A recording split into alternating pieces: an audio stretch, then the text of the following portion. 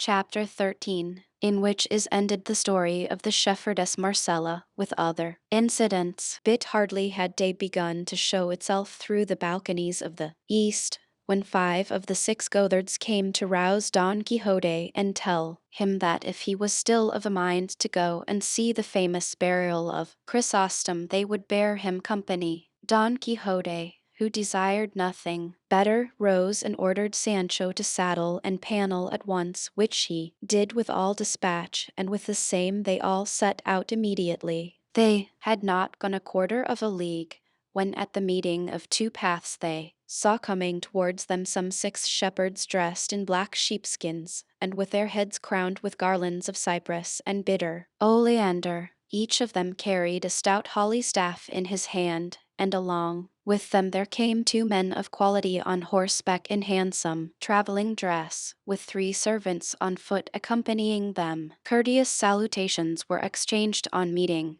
and inquiring one of the other which way each party was going, they learned that all were bound for the scene of the burial, so they went on all together. One of those on horseback addressing his companion said to him, "It seems to me, Senor Vivaldo, that we may reckon as well spent the delay we shall incur in seeing this remarkable funeral, for remarkable it cannot but be, judging by the strange things these shepherds have told us of both the dead shepherd and homicide shepherdess." "So I think too," replied Vivaldo, "and I would delay not to say a day, but for the sake of seeing it." Don Quixote asked them what it was they had heard of Marcella and Chrysostom. The traveler answered that the same morning they had met these shepherds, and seeing them dressed in this mournful fashion they had asked them the reason of their appearing in such a guise, which one of them gave, describing the strange behavior and beauty of a shepherdess called Marcella, and the loves of many who courted her, together with the death of that Chrysostom to whose burial they were going.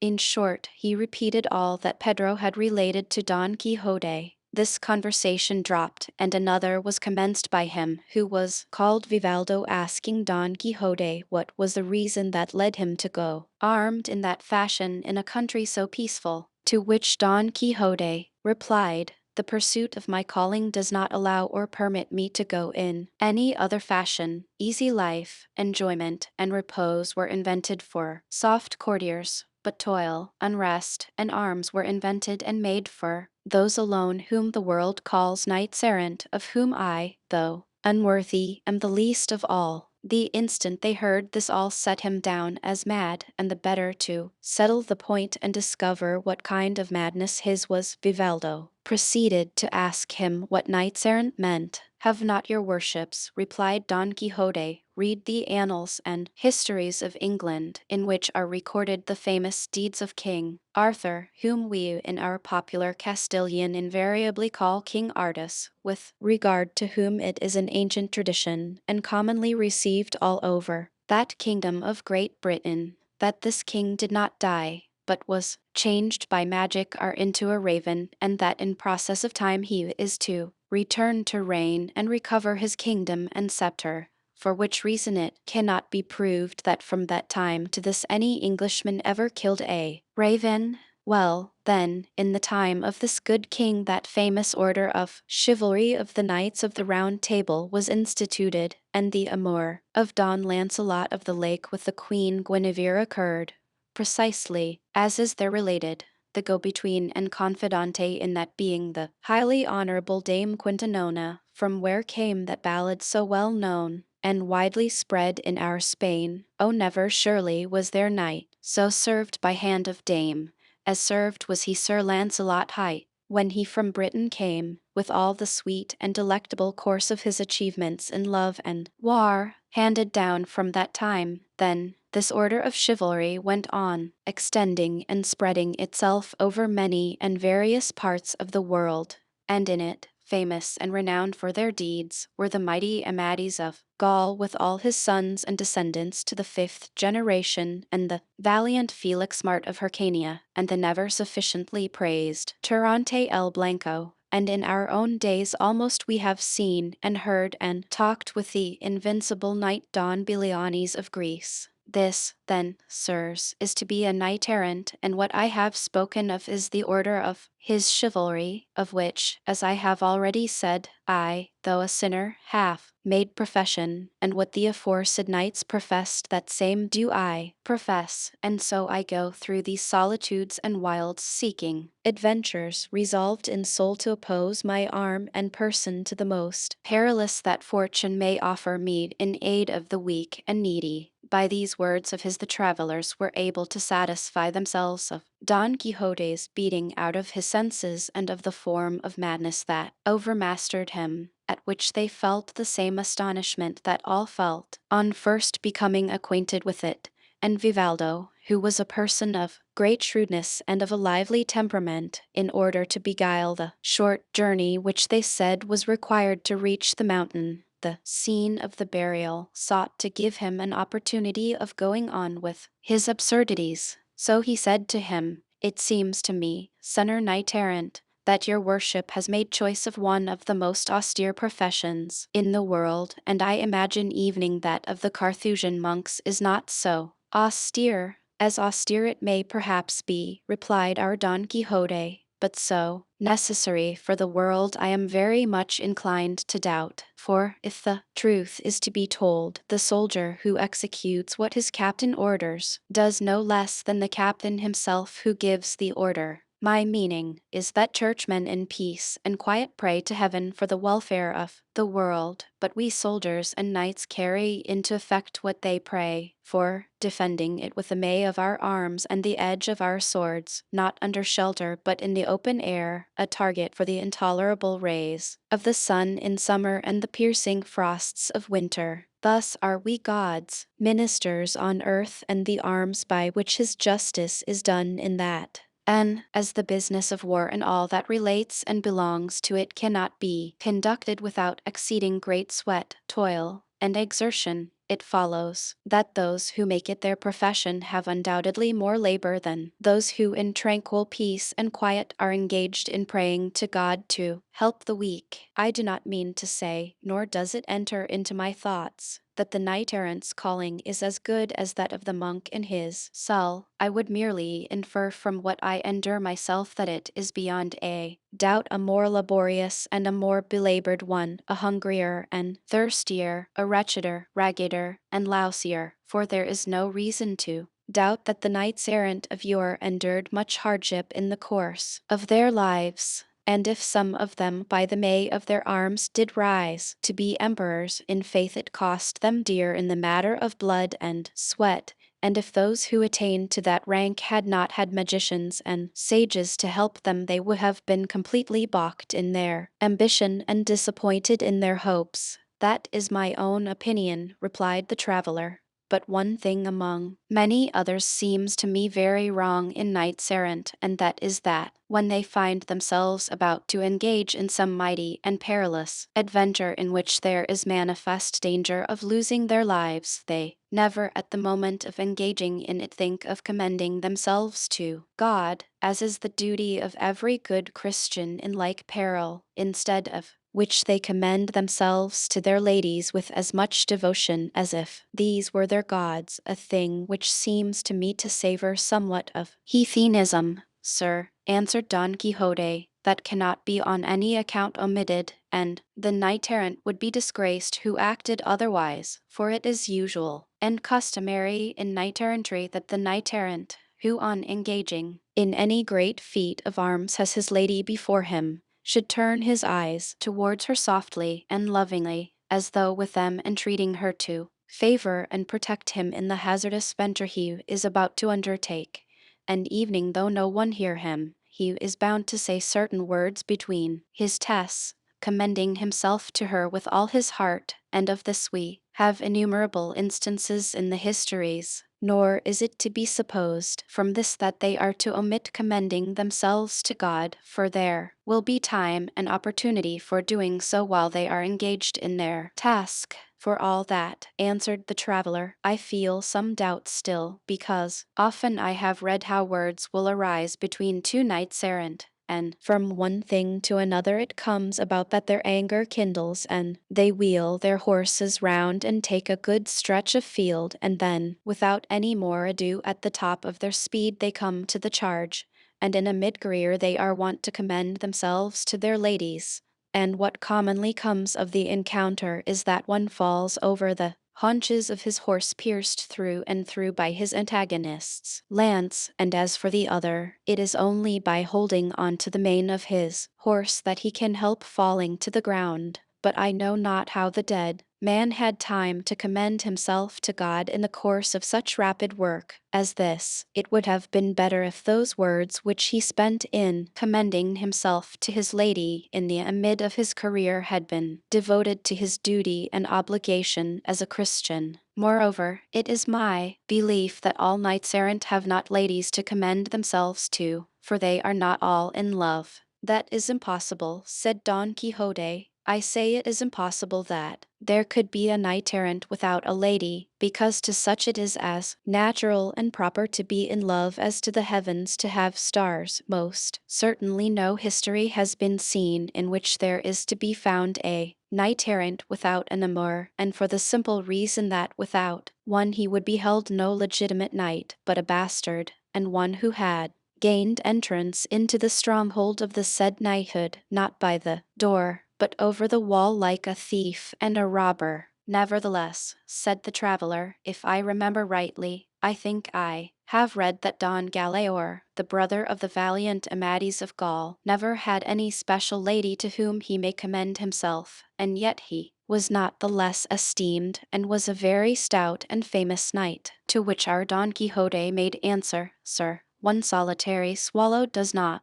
make summer. Moreover, I know that knight was in secret very deeply in love, besides which, that way of falling in love with all that took his fancy was a natural propensity which he could not control. But, in short, it is very manifest that he had one alone whom he made mistress of his will, to whom he commended himself very frequently and very secretly, for he prided himself on being a reticent knight. Then if it be essential that every knight-errant should be in love, said the traveller, it may be fairly supposed that your worship is so, as you are of the order, and if you do not pride yourself on being as reticent as Don Galaor, I entreat you as earnestly as I can, in the name of all this company and in my own, to inform us of the name, country, rank, and beauty of your lady, for she will esteem herself fortunate if all the world knows that she is loved and served by such a knight as your worship seems to be. At this Don Quixote heaved a deep sigh and said,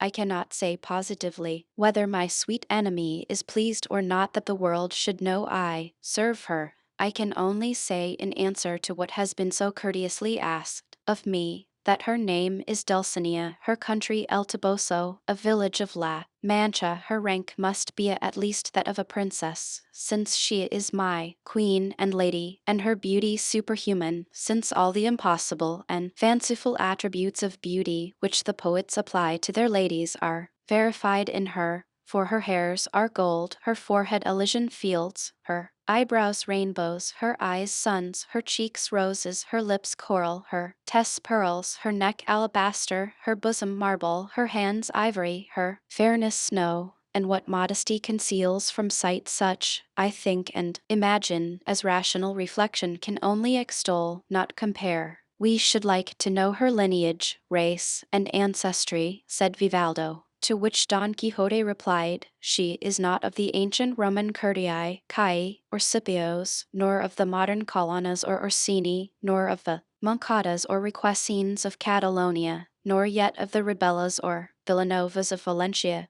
Palafoxes, Nuzes, Rocabrys, Corellas, Lunas, Alagans, Urias, Fosas, or Gurias of Aragon, Cerdas, Manriques, Mendozas, or Guzmans of Castile, Alencastros, Pallas, or Meneses of Portugal, but she is of those of El Toboso of La Mancha, a lineage that, though modern, may furnish a source of gentle blood for the most illustrious families of the ages that are to come, and this let none dispute with me save on the condition that Zerbino placed at the foot of the trophy of Orlando's arms, saying, these let none move who dars not his may with Roland prove. Although mine is of the catchpins of Lerdo, said the traveller, I will not venture to compare it with that of El Toboso of La Mancha, though, to tell the truth, no such surname has until now ever reached my ears. What, said Don Quixote, has that never reached them? The rest of the party went along listening with great attention to the conversation of the pair, and evening the very goatherds and shepherds perceived how exceedingly out of his wits our Don Quixote was. Sancho Panza alone thought that what his master said was the truth, knowing who he was and having known him from his birth,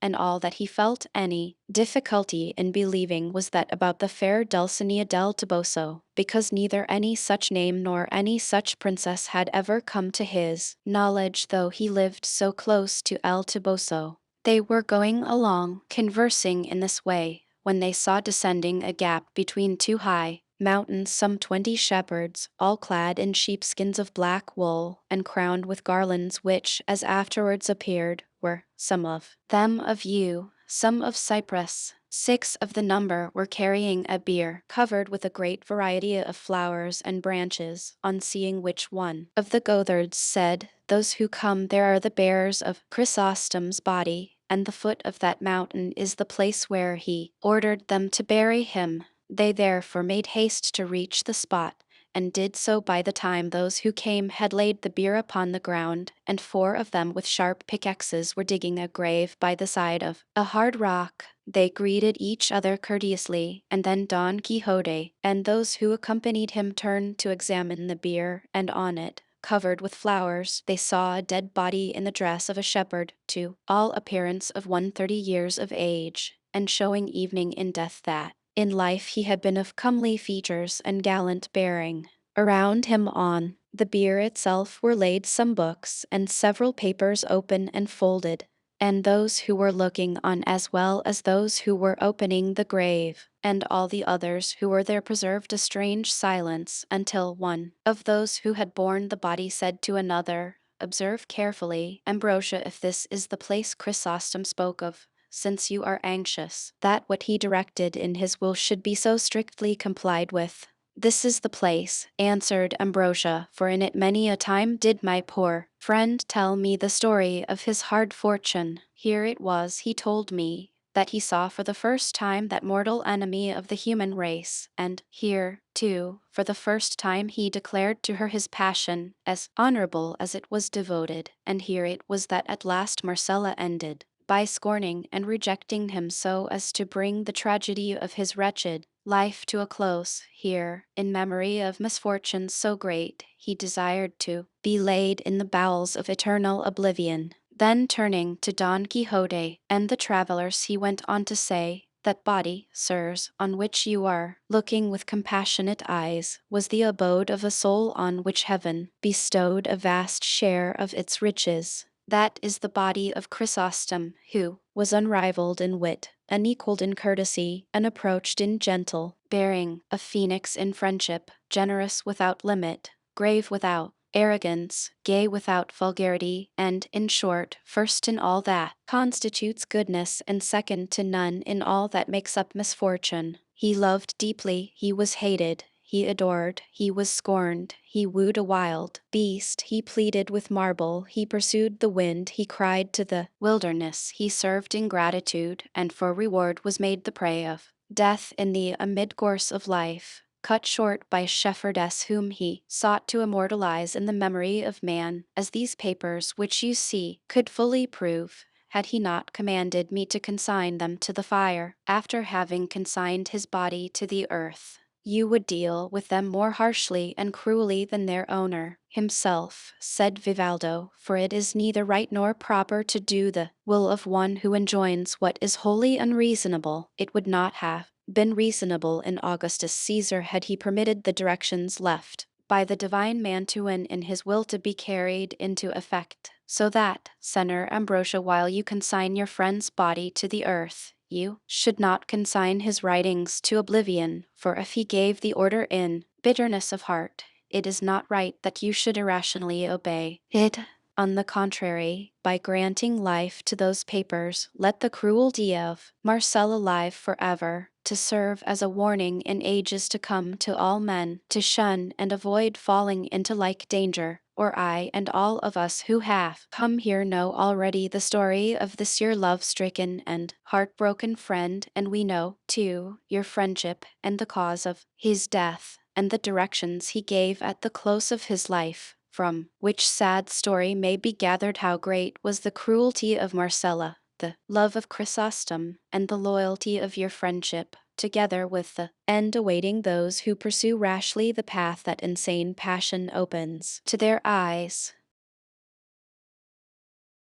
Chapter 14, where are inserted the despairing verses of the dead shepherd, together with other incidents not looked for, the lay of Chrysostom, since you do in your cruelty desire the ruthless rigor of your tyranny, from tongue to tongue, from land to land proclaimed, the very hell will I constrain to lend this stricken breast of mine deep notes of woe, to serve my need of fitting utterance. And as I strive to body forth the tale of all I suffer, all that you have done, forth shall the dread voice roll, and bear along shreds from my vitals torn for greater pain. Then listen, not to dulcet harmony, but to a discord wrung by mad despair, out of this bosom's depths of bitterness, to ease my heart and plant a sting in yours. The lion's roar, the fierce wolf's savage howl, the horrid hissing of the scaly snake, the awesome cries of monsters yet unnamed, the crow's ill-boding croak, the hollow moan of wild winds wrestling with the restless sea, the wrathful bellow of the vanquished bull, the plaintive sobbing of the widowed dove, the envied owl's sad note, the wail of woe, that rises from the dreary choir of hell, commingled in one sound, confusing sense, let all these come to aid my soul's complaint, for pain like mine demands new modes of song.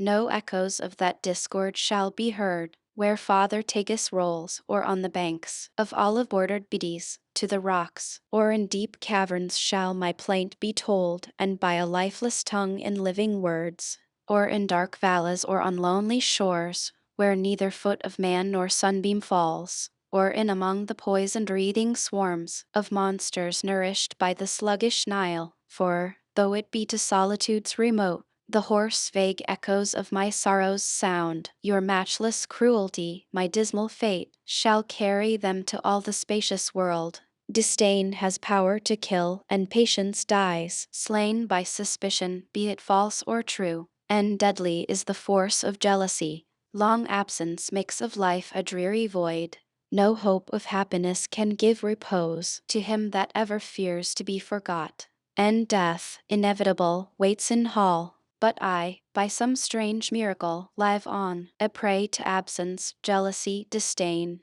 racked by suspicion as by certainty, forgotten, left to feed my flame alone. And while I suffer thus, there comes no ray of hope to gladden me athwart the gloom, nor do I look for it in my despair, but rather clinging to a cureless woe, all hope do I abjure for evermore. Can there be hope where fear is? Were it well, when far more certain are the grounds of fear, ought I to shut mine eyes to jealousy, if through 1,000 heart wounds it appears? Who would not give free access to distrust, seeing disdain unveiled, and bitter change, all his suspicions turned to certainties, and the fair truth transformed into a lie? Oh, you fierce tyrant of the realms of love, oh, jealousy, put chains upon these hands and bind me with your strongest cord, disdain. But, woe is me, triumphant over all, my sufferings drown the memory of you, and now I die, and since there is no hope of happiness for me in life or death, still to my fantasy I'll fondly cling.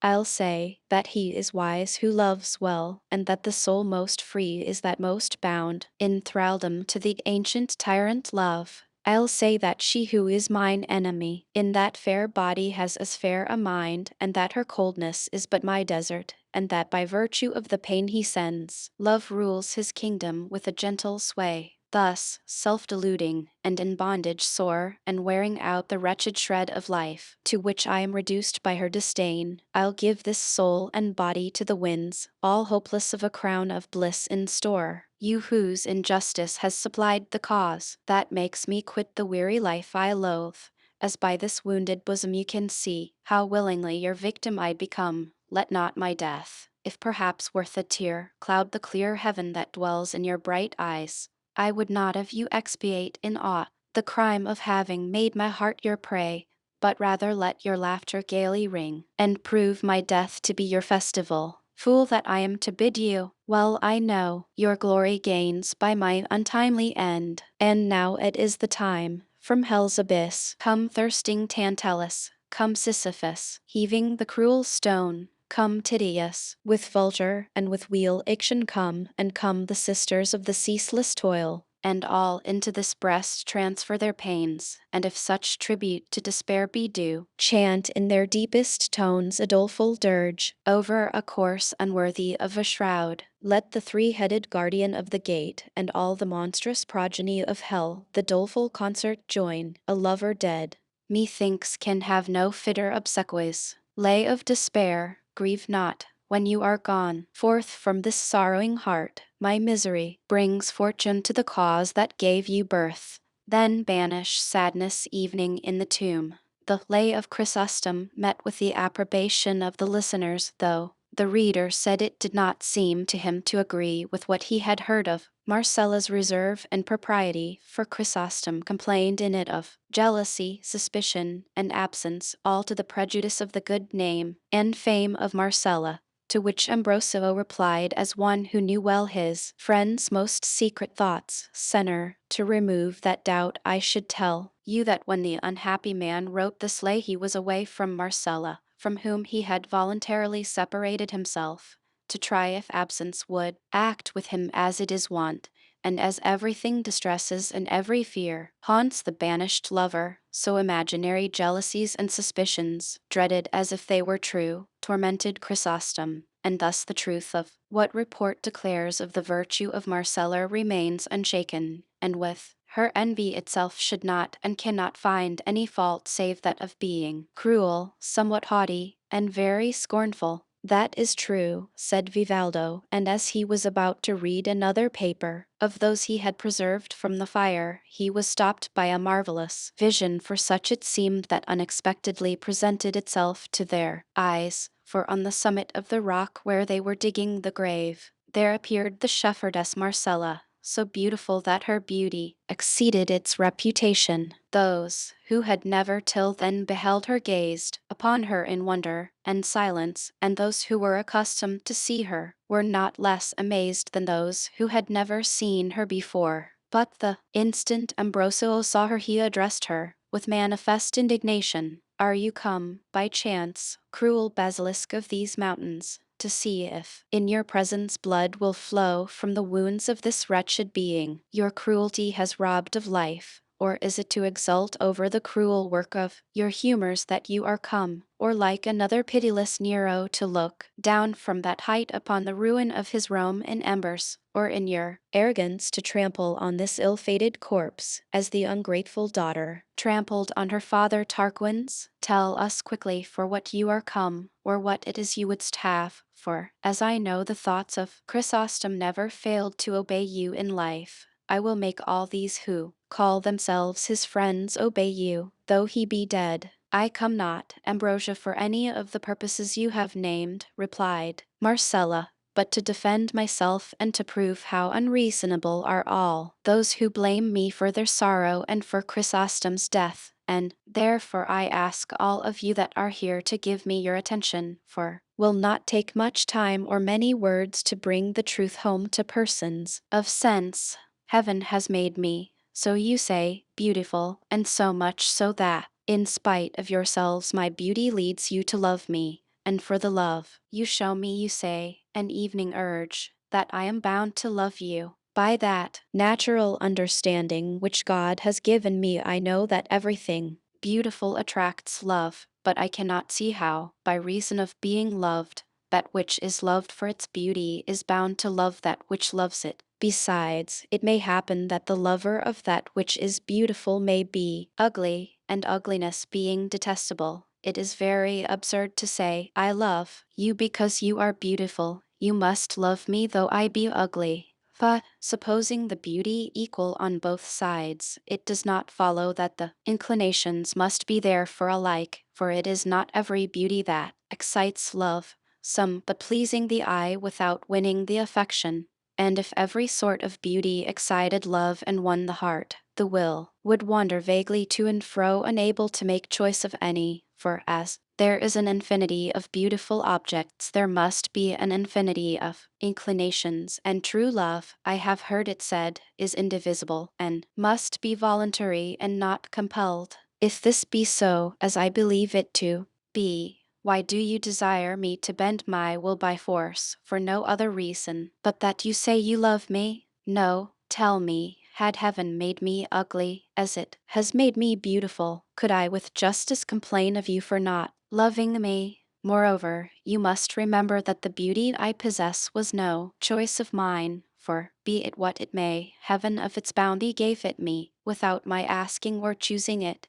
and as the viper, though it kills with it, does not deserve to be blamed for the poison it carries, as it is a gift of nature, neither do I deserve reproach for being beautiful, for beauty in a modest woman is like fire at a distance or a sharp sword, the one does not burn, the other does not cut, those who do not come too near. Honor and virtue are the ornaments of the mind, without which the body, though it be so, has no right to pass for beautiful. But if modesty is one of the virtues that specially lend a grace and charm to mind and body, why should she who is loved for her beauty part with it to gratify one who for his pleasure alone strives with all his may and energy to rob her of it? I was born free, and that I may live in freedom I chose the solitude of the fields. In the trees of the mountains I find society. The clear waters of the brooks are my mirrors, and to the trees and waters I make known my thoughts and charms. I am a fire afar off, a sword laid aside. Those whom I have inspired with love by letting them see me, I have by words undeceived, and if their longings live on hope, and I have given none to Chrysostom or to any other, it cannot justly be said that the death of any is my doing, for it was rather his own obstinacy than my cruelty that killed him. And if it be made a charge against me that his wishes were honorable, and that therefore I was bound to yield to them, I answer that when on this very spot where now his grave is made, he declared to me his purity of purpose, I told him that mine was to live in perpetual solitude, and that the earth alone should enjoy the fruits of my retirement and the spoils of my beauty. And if, after this open avowal, he chose to persist against hope and steer against the wind, what wonder is it that he should sink in the depths of his infatuation? If I had encouraged him, I should be false. If I had gratified him, I should have acted against my own better resolution and purpose. He was persistent in spite of warning, he despaired without being hated. Bethink you now if it be reasonable that his suffering should be laid to my charge. Let him who has been deceived complain, let him give way to despair whose encouraged hopes have proved vain. Let him flatter himself, whom I shall entice, let him boast whom I shall receive, but let not him call me cruel or homicide to whom I make no promise, upon whom I practice no deception, whom I neither entice nor receive. It has not been so far the will of heaven that I should love by fate, and to expect me to love by choice is idle. Let this general declaration serve for each of my suitors on his own account, and let it be understood from this time forth that if anyone dies for me it is not of jealousy or misery he dies, for she who loves no one can give no cause for jealousy to any, and candor is not to be confounded with scorn. Let him who calls me wild beast and basilisk leave me alone as something noxious and evil. Let him who calls me ungrateful withhold his service, who calls me wayward seek not my acquaintance, who calls me cruel pursue me not, for this wild beast, this basilisk, this ungrateful, cruel, wayward being has no kind of desire to seek, serve, know, or follow them. If Chrysostom's impatience and violent passion killed him, why should my modest behavior and circumspection be blamed? If I preserve my purity in the society of the trees, why should he who would have me preserve it among men seek to rob me of it? I have, as you know, wealth of my own, and I covet not that of others. My taste is for freedom, and I have no relish for constraint. I neither love nor hate anyone. I do not deceive this one or court that, or trifle with one or play with another. The modest converse of the shepherd, girls of these hamlets, and the care of my goats are my recreations. My desires are bounded by these mountains, and if they ever wander there for it, is to contemplate the beauty of the heavens, steps by which the soul travels to its primeval abode. With these words, and not waiting to hear a reply, she turned and passed into the thickest part of a wood that was hard by, leaving all who were there lost in admiration as much of her good sense as of her beauty. Some, those wounded by the irresistible shafts launched by her bright eyes, made as though they would follow her, heedless of the frank declaration they had heard, seeing which, and deeming this a fitting occasion for the exercise of his chivalry in aid of distressed damsels, Don Quixote, laying his hand on the hilt of his sword, exclaimed in a loud and distinct voice, "Let no one, whatever his rank or condition, dare to follow the beautiful Marcella, under pain of incurring my fierce indignation. She has shown by clear and satisfactory arguments that little or no fault is to be found with her for the death of Chrysostom,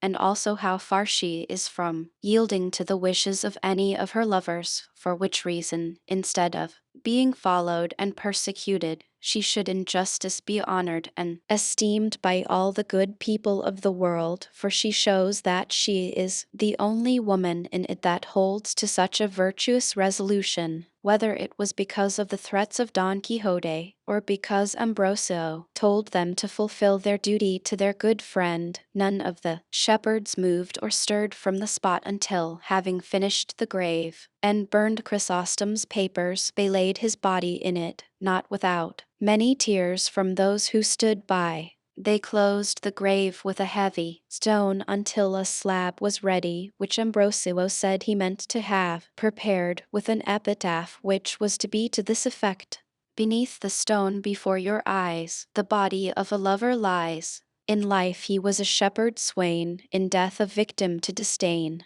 Ungrateful, cruel, coy, and fair was she that drove him to despair, and love has made her his ally, for spreading wide his tyranny." They then strewed upon the grave a profusion of flowers and branches, and, all expressing their condolence with his friend Ambrosio, took their Vivaldo and his companion did the same, and Don Quixote bade farewell to his hosts and to the travelers who pressed him to come with them to Seville, as being such a convenient place for finding adventures, for they presented themselves in every street and round every corner oftener than anywhere else. Don Quixote thanked them for their advice and for the disposition they showed to do him a favor, and said that for the present he would not and must not go to Seville until he had cleared all these mountains of highwaymen and robbers, of whom reports said they were full. Seeing his good intention, the travelers were unwilling to press him further, and once more bidding him farewell, they left him and pursued their journey, in the course of which they did not fail to discuss the story of Marcella and Chrysostom as well as the madness of Don Quixote.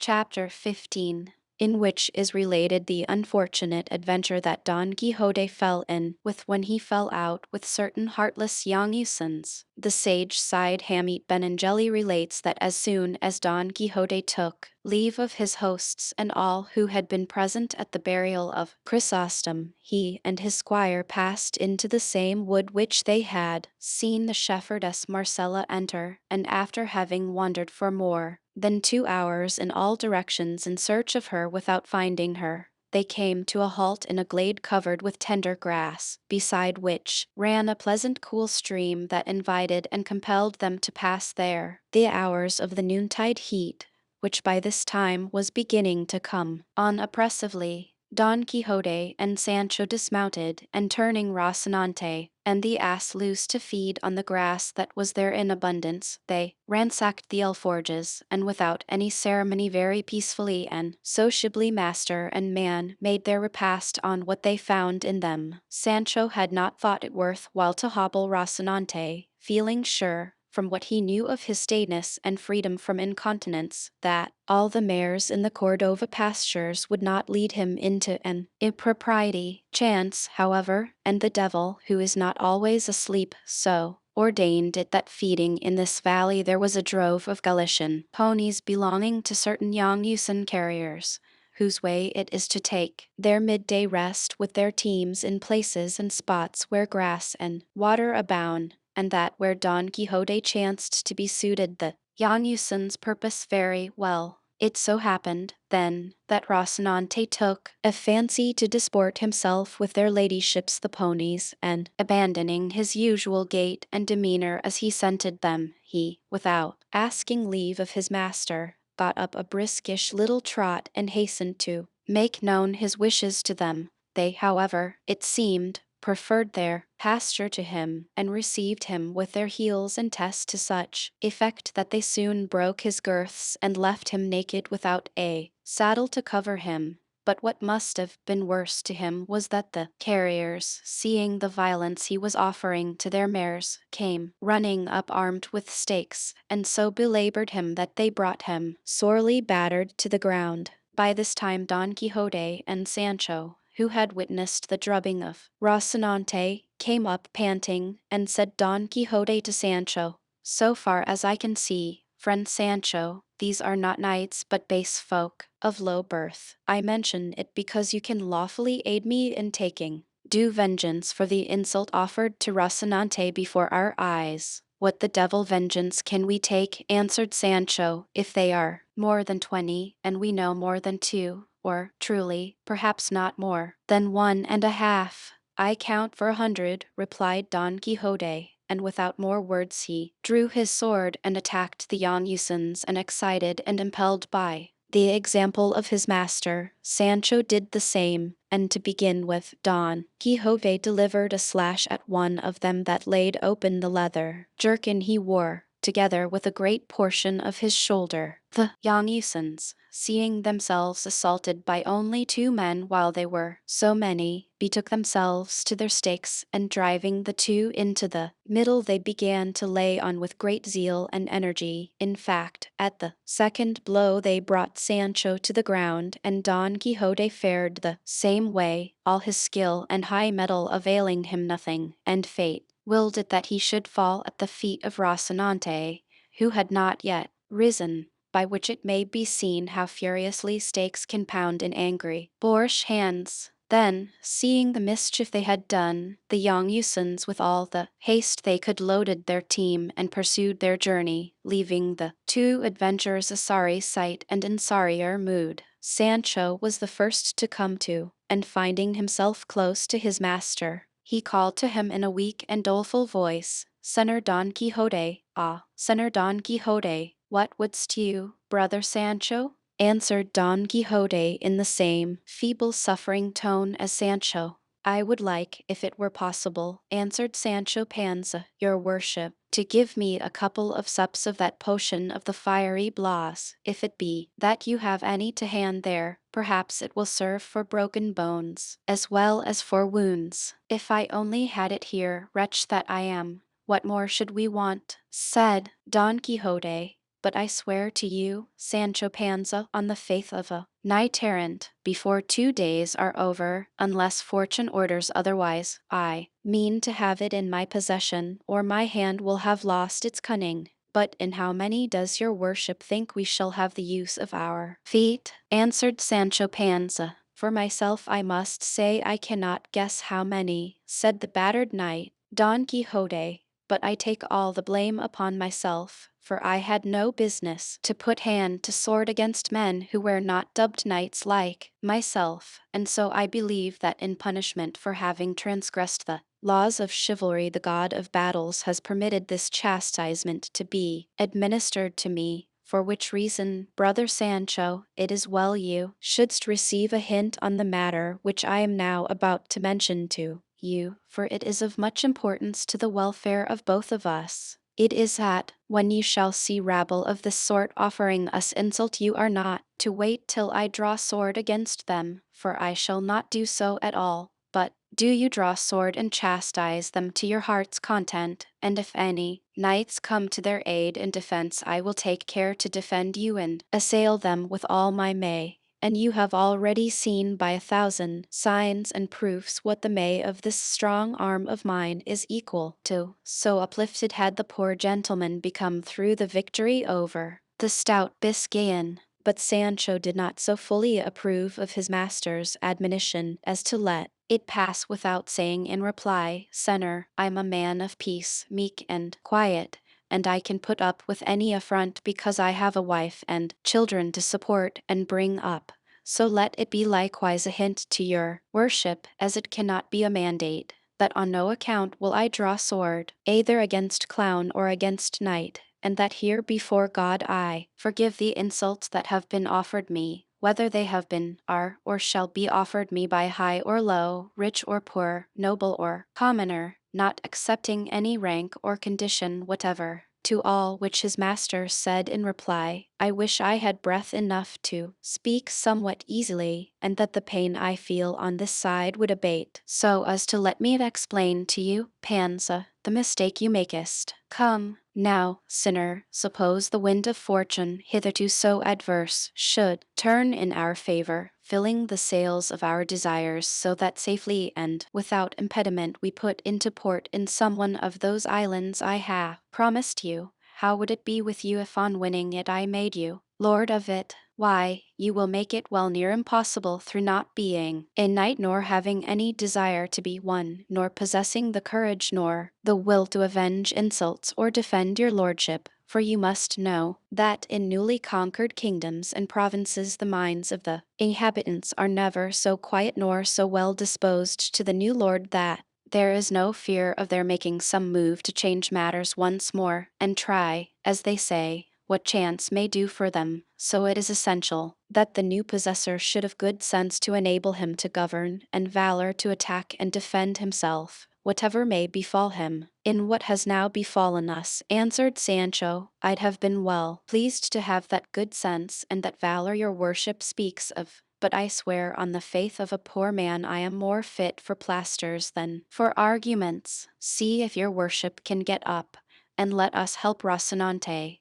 though he does not deserve it, for he was the main cause of all this thrashing. I never thought of Rocinante, for I took him to be a virtuous person and as quiet as myself. After all, they say right that it takes a long time to come to know people, and that there is nothing sure in this life. Who would have said that, after such mighty slashes as your worship gave that unlucky knight-errant, there was coming, travelling, post and at the very heels of them, such a great storm of sticks as has fallen upon our shoulders? And yet yours, Sancho, replied Don Quixote, ought to be used to such squalls, but mine, reared in soft cloth and fine linen, it is plain they must feel more keenly the pain of this mishap. And if it were not that I imagine, why do I say imagine? Know of a certainty that all these annoyances are very necessary accompaniments of the calling of arms, I would lay me down here to die of pure vexation. To this the squire replied, Senor, as these mishaps are what one reaps of chivalry, tell me if they happen very often, or if they have their own fixed times for coming to pass, because it seems to me that after 2 harvests we shall be no good for the 3rd, unless God in his infinite mercy helps us. No, friend Sancho, answered Don Quixote, that the life of knights-errant is subject to 1,000 dangers and reverses, and neither more nor less is it within immediate possibility for knights-errant to become kings and emperors, as experience has shown in the case of many different knights with whose histories I am thoroughly acquainted,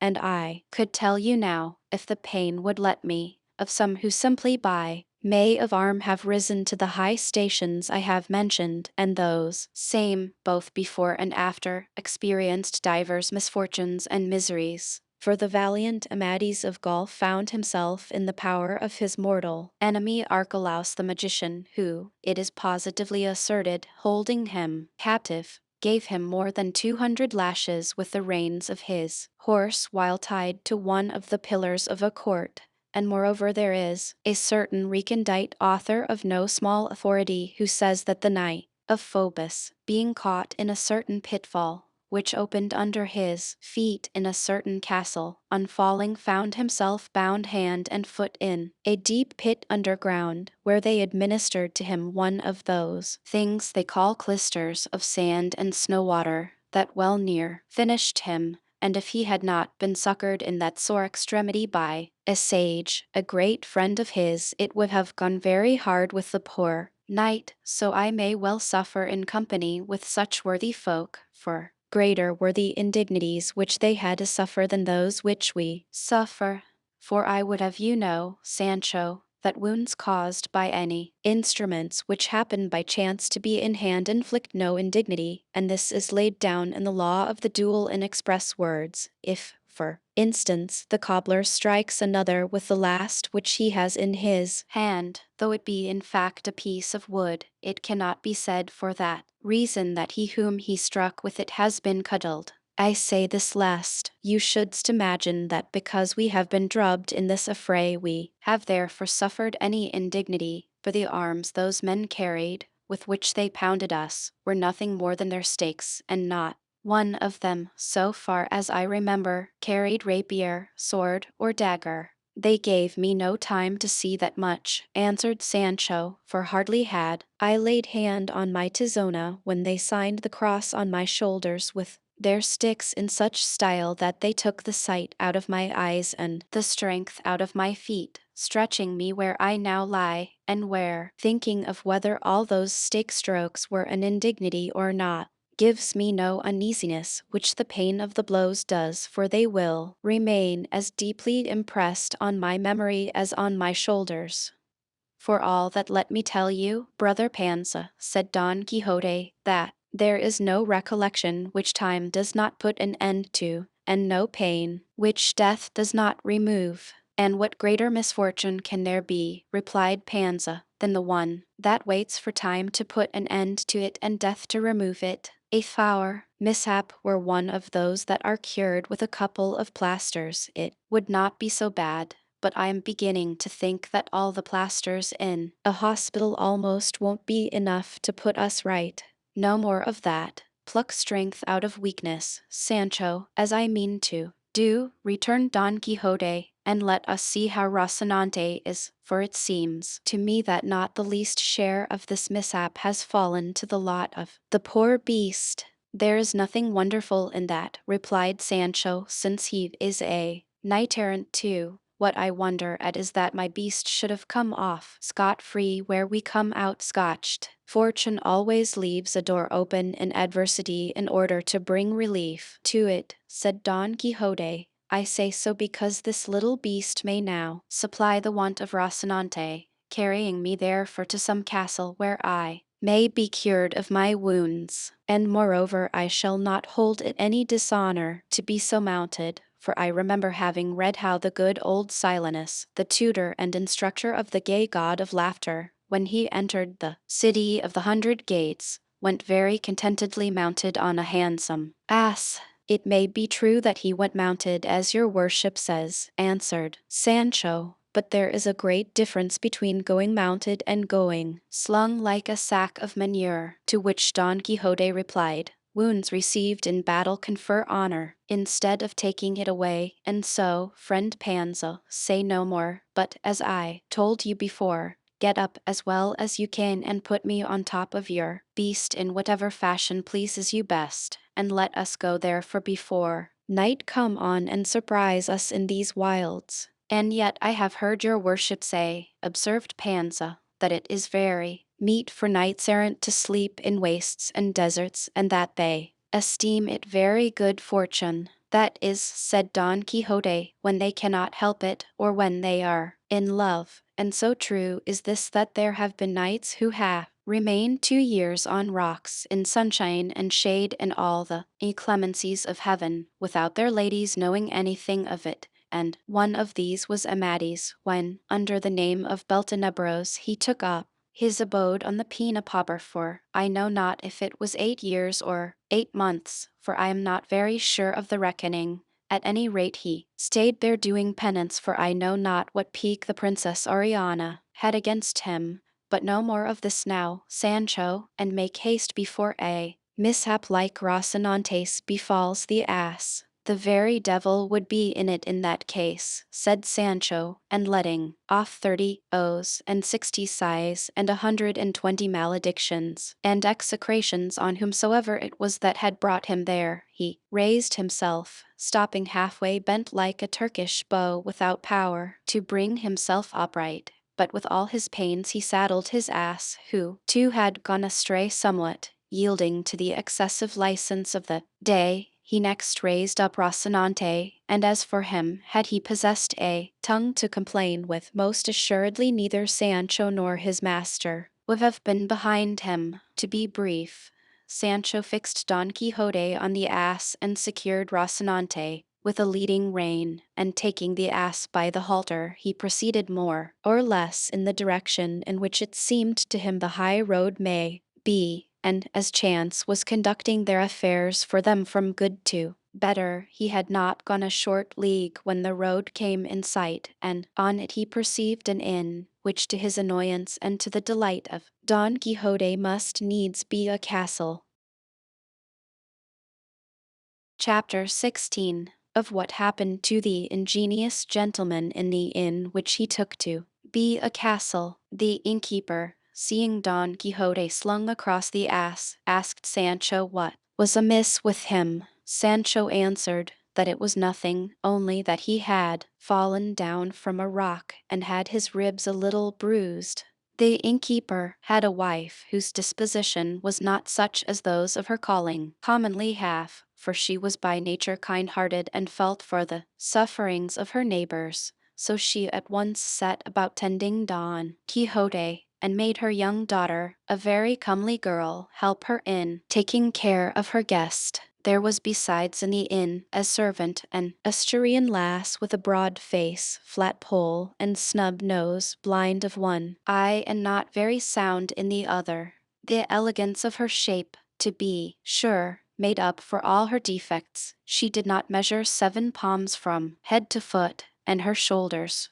which overweighted her somewhat, made her contemplate the ground more than she liked. This graceful lass then helped the young girl, and the two made up a very bad bed for Don Quixote, in a garret that showed evident signs of having formerly served for many years as a straw loft, in which there was also quartered a carrier whose bed was placed a little beyond our Don Quixote's, and, though only made of the pack saddles and cloths of his mules, had much the advantage of it, as Don Quixote's consisted simply of 4 rough boards on 2 not very evening trestles, a mattress that for thinness may have passed for a quilt, full of pellets which, were they not seen through the rents to be wool, would to the touch have seemed pebbles in hardness. 2 sheets made of buckler leather, and a coverlet the threads of which anyone that chose may have counted without missing one in the reckoning. On this accursed bed Don Quixote stretched himself, and the hostess and her daughter soon covered him with plasters from top to toe, while Maritornes, for that was the name of the Asturian, held the light for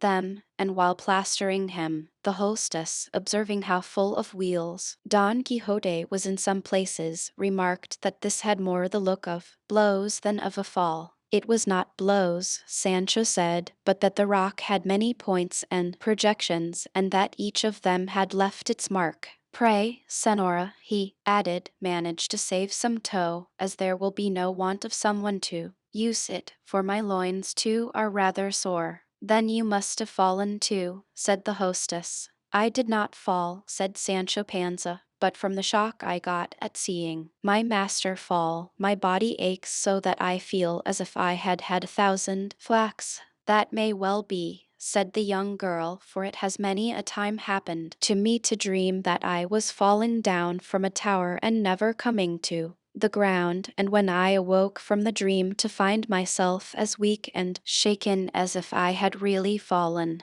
"There is the point, Senora," replied Sancho Panza, "that I without dreaming at all, but being more awake than I am now, find myself with scarcely less wheels than my master, Don Quixote." "How is the gentleman called?" asked Meritornes the Asturian. "Don Quixote of La Mancha," answered Sancho Panza, "and he is a knight adventurer, and one of the best and stoutest that have been seen in the world this long time past." "What is a knight adventurer?" said the lass. "Are you so new in the world as not to know?" answered Sancho Panza. "Well, then, you must know, sister, that a knight adventurer is a thing that in 2 words is seen drubbed an emperor, that is today the most miserable and needy being in the world, and to tomorrow will have 2 or 3 crowns of kingdoms to give his squire." "Then how is it," said the hostess, "that belonging to so good a master as this you have not, to judge by appearances, evening so much as a county?"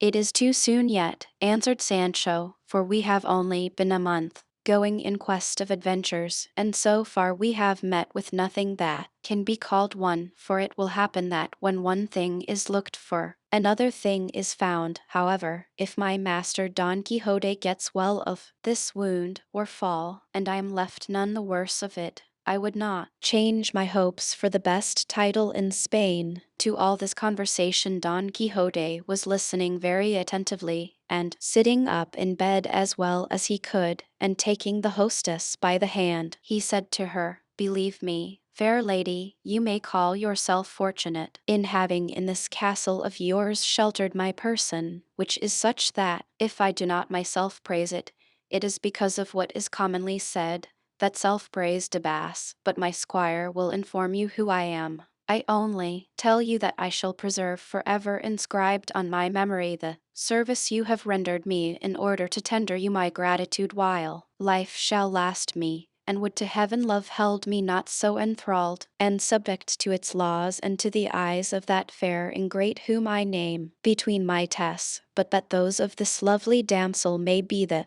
masters of my liberty." The hostess, her daughter, and the worthy Meritornes listened in bewilderment to the words of the knight errant, for they understood about as much of them as if he had been talking Greek, though they could perceive they were all meant for expressions of goodwill and blandishments, and not being accustomed to this kind of language, they stared at him and wondered to themselves, for he seemed to them a man of a different sort from those they were used to, and thanking him in pothouse phrase for his civility they left him, while the Asturian gave her attention to Sancho, who needed it no less than his master. The carrier had made an arrangement with her for recreation that night, and she had given him her word that when the guests were quiet and the family asleep she would come in search of him and meet his wishes unreservedly. And it is said of this good lass that she never made promises of the kind without fulfilling them, evening though she made them in a forest and without any witness present, for she plumed herself greatly on being a lady and held it no disgrace to be in such an employment as servant in an inn, because, she said, misfortunes and ill luck had brought her to that position.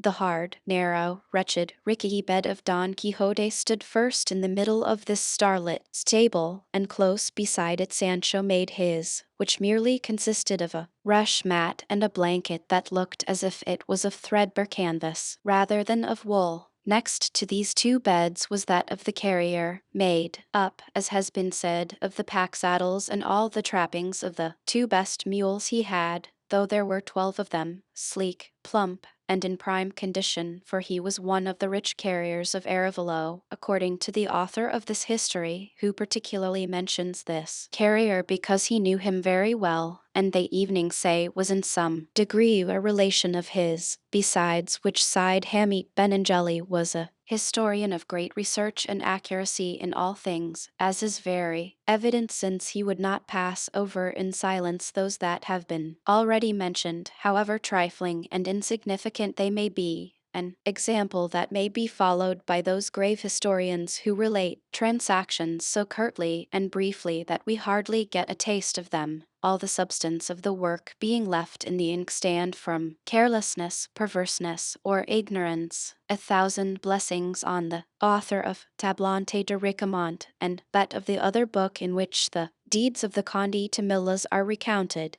with what minuteness they describe everything. To proceed, then, after having paid a visit to his team and given them their second feed, the carrier stretched himself on his pack saddles and lay waiting for his conscientious marathons. Sancho was by this time plastered and had lain down, and though he strove to sleep, the pain of his ribs would not let him, while Don Quixote with the pain of his had his eyes as wide open as a hare's. The inn was all in silence, and in the whole of it there was no light, except that given by a lantern that hung burning in the middle of the gateway. This strange stillness and the thoughts always present to our knight's mind of the incidents described at every turn in the books that were the cause of his misfortune conjured up to his imagination as extraordinary a delusion as can well be conceived, which was that he fancied himself to have reached a famous castle, for, as has been said, all the inns he lodged in were castles to his eyes, and that the daughter of the innkeeper was daughter of the lord of the castle, and that she, won by his high-bred bearing, had fallen in love with him, and had promised to come to his bed for a while that night without the knowledge of her parents. And holding all this fantasy that he had constructed as solid fact, he began to feel uneasy and to consider the perilous risk which his virtue was about to encounter, and he resolved in his heart to commit no treason to his lady Dulcinea del Toboso. Evening, though the Queen Guinevere herself and the Dame Quintanona should present themselves before him,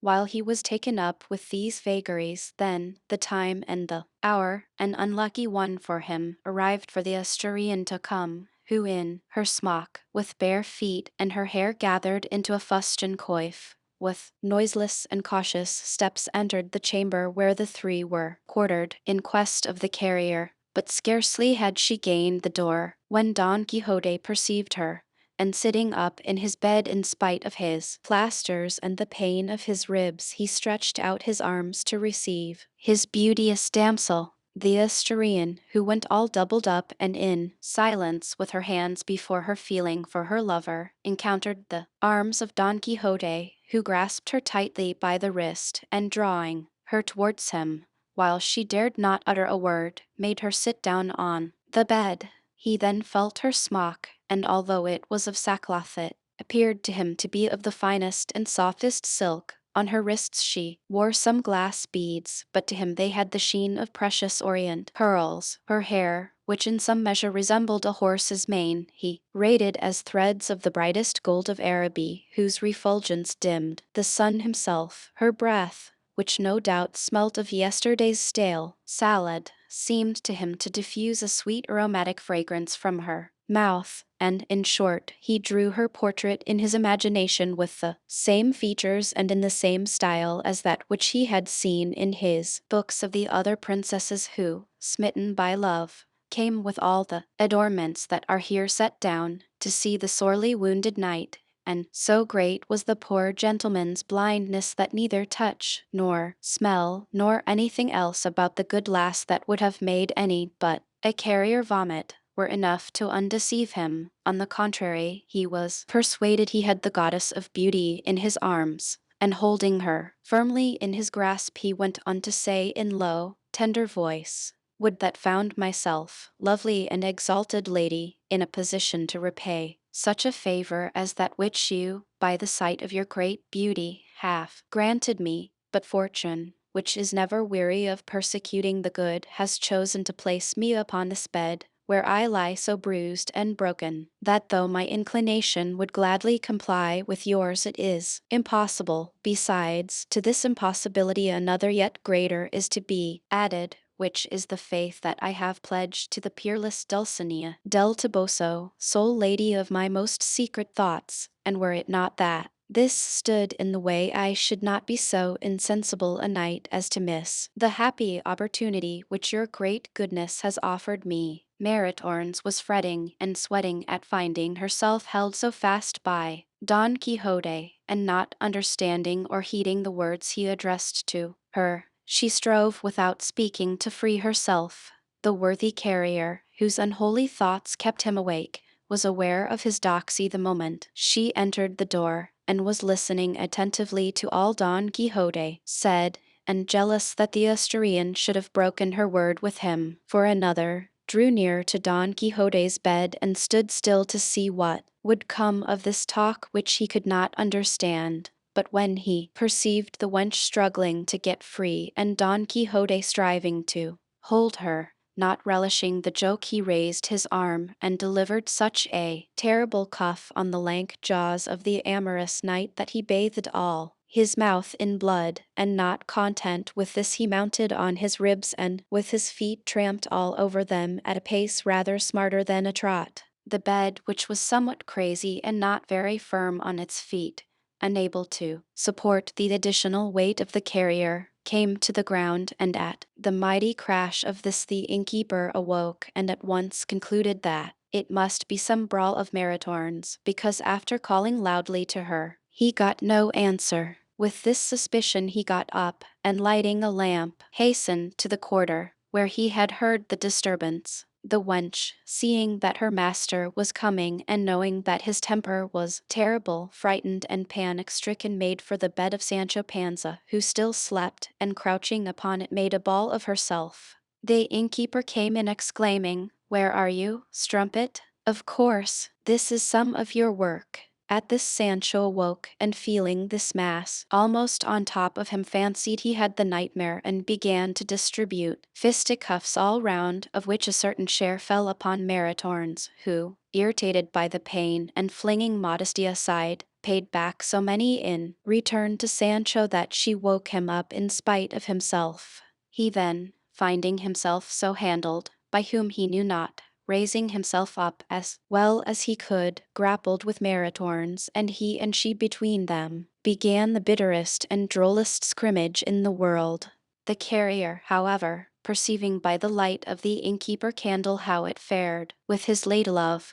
quitting Don Quixote, ran to bring her the help she needed, and the innkeeper did the same, but with a different intention, for his was to chastise the lass, as he believed that beyond a doubt she alone was the cause of all the harmony. And so, as the saying is, cat to rat, rat to rope, rope to stick, the carrier pounded Sancho, Sancho the lass, she him, and the innkeeper her, and all worked away so briskly that they did not give themselves a moment's rest, and the best of it was that the innkeeper's lamp went out, and as they were left in the dark they all laid on one upon the other in a mass so unmercifully that there was not a sound spot left where a hand could light. It so happened that there was lodging that night in the inn a quadrillero of what they call the Old Holy Brotherhood of Toledo, who, also hearing the extraordinary noise of the conflict, seized his staff and the tin case with his warrants, and made his way in the dark into the room, crying,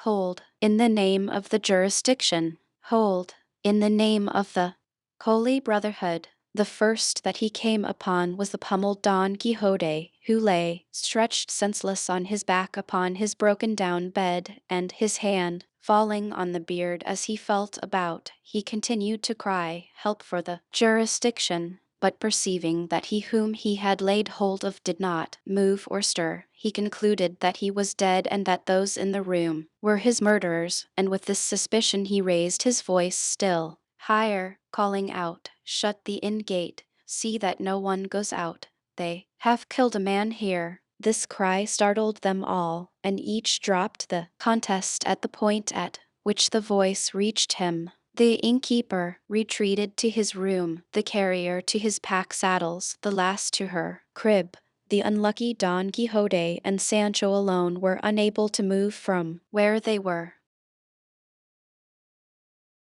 Chapter 17, in which are contained the innumerable troubles which the brave Don Quixote and his good squire Sancho Panza endured in the inn, which to his misfortune he took to be a castle. By this time Don Quixote had recovered from his swoon, and in the same tone of voice in which he had called to his squire the day before when he lay stretched in the vale of the stakes, he began calling to him now, "Sancho, my friend, are you asleep? Sleepest you, friend Sancho? How can I sleep? Curses on it," returned Sancho discontentedly and bitterly, "when it is plain that all the devils have been at me this night." "You mayest well believe that," answered Don Quixote, "because either I know little, or this castle is enchanted, for you must know but this, that I am now about to tell you. You must swear to keep secret until after my death." "I swear it," answered Sancho. "I say so," continued Don Quixote, "because I hate taking away anyone's good name." "I say," replied Sancho, "that I swear to hold my tongue about it till the end of your worship's days, and God grant I may be able to let it out tomorrow." "Do I do you such injuries, Sancho," said Don Quixote, "that you wouldst see me dead so soon?" "It is not for that," replied Sancho, "but because I hate keeping things long, and I don't want them to grow rotten with me from overkeeping." "At any rate," said Don Quixote, "I have more confidence in your affection and good nature, and so I would have you know that this night there befell me one of the strangest adventures that I could describe, and to relate it to you briefly, you must know that a little while ago the daughter of the lord of this castle came to me, and that she is the most elegant and beautiful damsel that could be found in the wide world. What I could tell you of the charms of her person, of her lively wit, other secret matters which, to preserve the fealty I owe to my lady Dulcinea del Toboso, I shall pass over unnoticed and in silence. I will only tell you that, either fate being envious of so great a boon placed in my hands by good fortune, or perhaps, and this is more probable, this castle being, as I have already said, enchanted, at the time when I was engaged in the sweetest and most amorous discourse with her, there came, without my seeing or knowing from where it came, a hand attached to some arm of some huge giant, that planted such a cuff on my jaws that I have them all bathed in blood, and then pummeled me in such a way that I'm in a worse plight than yesterday, when the carriers, on account of Rocinante's misbehavior, inflicted on us the injury you knowest of, from where conjecture that there must be some enchanted Moor guarding the treasure of this damsel's beauty, and that it is not for me." "Not for me either," said Sancho, "for more than 400 Moors have so thrashed me that the drubbing of the stakes was cakes and fancy bread to it. But tell me, senor, what do you call this excellent and rare adventure that has left us as we are left now? Though your worship was not so badly off, having in your arms the incomparable beauty you spoke of, but what did I have, except the heaviest wax I think I had in all my life? Unlucky me and the mother that bore me, for I am not a knight errant and never expect to be one, and of all the mishaps, the greater part falls to my share." "Then you have been thrashed too?" said Don Quixote. "Didn't I say so? Worse luck to my line," said Sancho. "Be not distressed, friend," said Don Quixote, "for I will now make the precious balsam with which we shall cure ourselves in the twinkling of an eye." By this time the cuadrillero had succeeded in lighting the lamp, and came in to see the man that he thought had been killed, and as Sancho caught sight of him at the door, seeing him coming in his shirt, with a cloth on his head, and a lamp in his hand, and a very forbidding countenance, he said to his master, "Senor, can it be that this is the enchanted Moor coming back to give us more castigation if there be anything still left in the ink bottle?" "It cannot be the Moor," answered Don Quixote, "for those under enchantment do not let themselves be seen by anyone."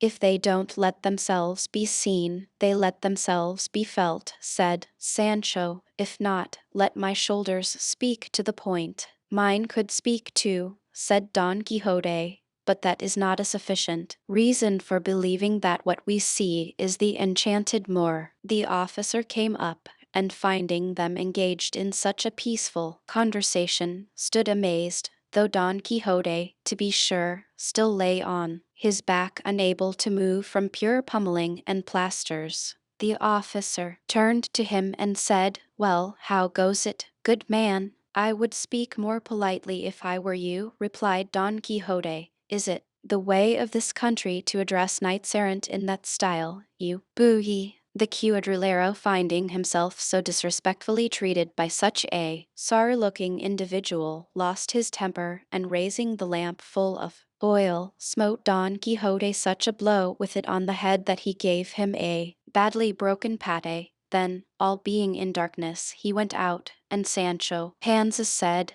"That is certainly the enchanted Moor, senor, and he keeps the treasure for others and for us only the cuffs and lamp wax." "That is the truth," answered Don Quixote, "and there is no use in troubling oneself about these matters of enchantment or being angry or vexed at them, for as they are invisible and visionary we shall find no one on whom to avenge ourselves. Do what we may, rise, Sancho, if you can, and call the alcalde of this fortress, and get him to give me a little oil, wine, salt, and rosemary to make the salutiferous balsam, for truly I believe I have great need of it now, because I am losing much blood from the wound that phantom gave me." Sancho got up with pain enough in his bones, and went after the innkeeper in the dark, and meeting the officer, who was looking to see what had become of his enemy, he said to him, "Senor, whoever you are, do us the favor and kindness to give us a little rosemary, oil, salt, and wine, for it is wanted to cure one of the best knights errant on earth, who lies on over their bed wounded by the hands of the enchanted Moor that is in this inn." When the officer heard him talk in this way, he took him for a man out of his senses, and as day was now beginning to break, he opened the inn gate, and calling the host, he told him what this good man wanted. The host furnished him with what he required, and Sancho brought it to Don Quixote, who, with his hand to his head, was bewailing the pain of the blow of the lamp, which had done him no more harm than raising a couple of rather large lumps, and what he fancied blood was only the sweat that flowed from him in his sufferings during the late storm. To be brief, he took the materials of which he made a compound, mixing them all and boiling them a good while until it seemed to him they had come to perfection. He then asked for some vial to pour it into, and as there was not one in the inn, he decided on putting it into a tin oil bottle or flask, of which the host made him a free gift, and over the flask he repeated more than 80 paternosters and as many more Ave Marias, salves, and credos, accompanying each word with a cross by way of benediction, at all which there were present Sancho, the innkeeper, and the cuadrillero, for the carrier was now peacefully engaged in attending to the comfort of his mules. This being accomplished, he felt anxious to make trial himself, on the spot, of the virtue of this precious balsam, as he considered it, and so he drank near a quart of what could not be put into the flask, and remained in the pigskin in which it had been boiled. But scarcely had he done drinking when he began to vomit in such a way that nothing was left in his stomach, and with the pangs and spasms of vomiting he broke into a profuse sweat, on account of which he bade them cover him up and leave him alone. They did so, and he lay sleeping more than 3 hours, at the end of which he awoke and felt very great bodily relief and so much ease from his bruises that he thought himself quite cured,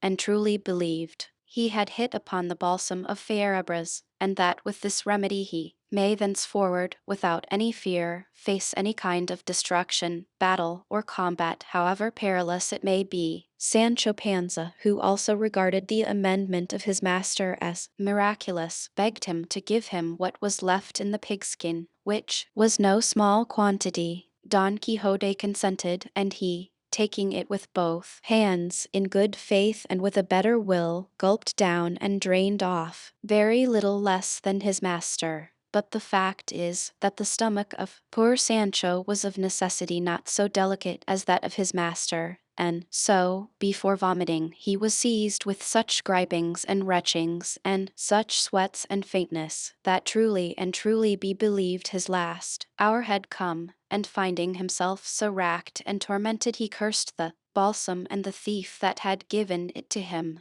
Don Quixote, seeing him in this state, said, "It is my belief, Sancho, that this mischief comes of your not being dubbed a knight, for I am persuaded this liquor cannot be good for those who are not so." "If your worship knew that," returned Sancho, "woe betide me and all my kindred. Why did you let me taste it?" At this moment the draught took effect, and the poor squire began to discharge both ways at such a rate that the rush mat on which he had thrown himself, and the canvas blanket he had covering him were fit for nothing afterwards. He sweated and perspired with such paroxysms and convulsions that not only he himself but all present thought his end had come. This tempest and tribulation lasted about 2 hours, at the end of which he was left, not like his master, but so weak and exhausted that he could not stand. Don Quixote, however, who, as has been said, felt himself relieved and well, was eager to take his departure at once in quest of adventures, as it seemed to him that all the time he loitered there was a fraud upon the world and those in it who stood in need of his help and protection, all the more when he had the security and confidence his balsam afforded him. And so, urged by this impulse, he saddled Rocinante himself and put the pack saddle on his squire's beast, whom likewise he helped to dress and mount the ass, after which he mounted his horse, and turning to a corner of the inn he laid hold of a pike that stood there to serve him by way of a lance. All that were in the inn, who were more than 20 persons, stood watching him. The innkeeper's daughter was likewise observing him, and he too never took his eyes off her, and from time to time fetched a sigh that he seemed to pluck up from the depths of his bowels, but they all thought it must be from the pain he felt in his ribs. At any rate, they who had seen him plastered the night before thought so. As soon as they were both mounted at the gate of the inn, he called to the host and said in a very grave and measured voice, "Many and great are the favors, Señor Alcaide, that I have received in this castle of yours, and I remain under the deepest obligation to be grateful to you for them all the days of my life. If I can repay them in avenging you of any arrogant foe who may have wronged you, know that my calling is no other than to aid the weak, to avenge those who suffer wrong, and to chastise perfidy. Search your memory, and if you find anything of this kind you need only tell me of it,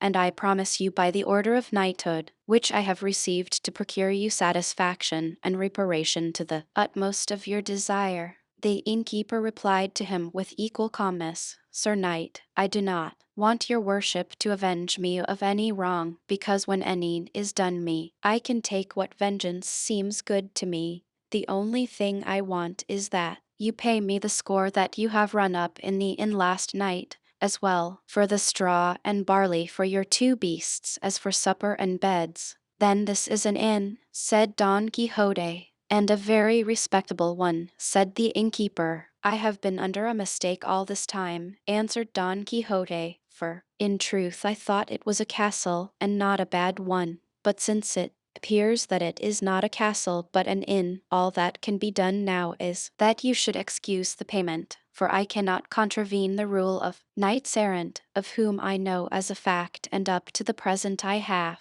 read nothing to the contrary, that they never paid for lodging or anything else in the inn where they may be, for any hospitality that may be offered them is their due by law and right in return for the insufferable toil they endure in seeking adventures by night and by day, in summer and in winter, on foot and on horseback, in hunger and thirst, cold and heat, exposed to all the inclemencies of heaven and all the hardships of earth." "I have little to do with that," replied the innkeeper. "Pay me what you owe me, and let us have no more talk of chivalry, for all I care about is to get my money." "You are a stupid, scurvy innkeeper," said Don Quixote, and putting spurs to Rocinante and bringing his pike to the slope, he rode out of the inn before anyone could stop him, and pushed on some distance without looking to see if his squire was following him. The innkeeper, when he saw him go without paying him, ran to get payment of Sancho, who said that as his master would not pay, neither would he, because, being as he was squire to a knight errant, the same rule and reason held good for him as for his master with regard to not paying anything in inns and hostelries. At this the innkeeper waxed very wroth, and threatened, if he did not pay, to compel him in a way that he would not like, to which Sancho made answer that by the law of chivalry his master had received he would not pay a rap, though it cost him his life, for the excellent and ancient usage of knights errant was not going to be violated by him, nor should the squires of such as were yet to come into the world ever complain of him or reproach him with breaking so just a privilege. The ill luck of the unfortunate Sancho so ordered it that among the company in the inn there were 4 woolcarders from Segovia, 3 needlemakers from the colt of Cordova, and 2 lodgers from the fair of Seville, lively fellows, tender-hearted, fond of a joke, and playful, who, almost as if instigated and moved by a common impulse, made up to Sancho and dismounted him from his ass, while one of them went in for the blanket of the host's bed. But on flinging him into it they looked up, and seeing that the ceiling was somewhat lower what they required for their work, they decided upon going out into the yard, which was bounded by the sky, and there, putting Sancho in the middle of the blanket, they began to raise him high, making sport with him as they would with a dog at shrovetide. The cries of the poor blanketed wretch were so loud that they reached the ears of his master, who, halting to listen attentively, was persuaded that some new adventure was coming, until he clearly perceived that it was his squire who uttered them. Wheeling about he came up to the inn with a laborious gallop, and finding it shut went round it to see if he could find some way of getting in. But as soon as he came to the wall of the yard, which was not very high, he discovered the game that was being played with his squire. He saw him rising and falling in the air with such grace and nimbleness that, had his rage allowed him, it is my belief, he would have laughed. He tried to climb from his horse on to the top of the wall, but he was so bruised and battered that he could not even dismount, and so from the back of his horse he began to utter such maledictions and objurgations against those who were blanketing Sancho as it would be impossible to write down accurately. They, however, did not stay their laughter or their work for this, nor did the flying Sancho cease his lamentations, mingled now with threats, now with entreaties, but all to little purpose, or none at all, until from pure weariness they left off. They then brought him his ass, and mounting him on top of it, they put his jacket round him, and the compassionate Maritornes, seeing him so exhausted, thought fit to refresh him with a jug of water, and, that it may be all the cooler, she fetched it from the well. Sancho took it, and as he was raising it to his mouth he was stopped by the cries of his master, exclaiming, "Sancho, my son, drink not water, drink it not, my son, for it will kill you. See, here I have the blessed balsam," and he held up the flask of liquor, "and with drinking 2 drops of it you will certainly be restored."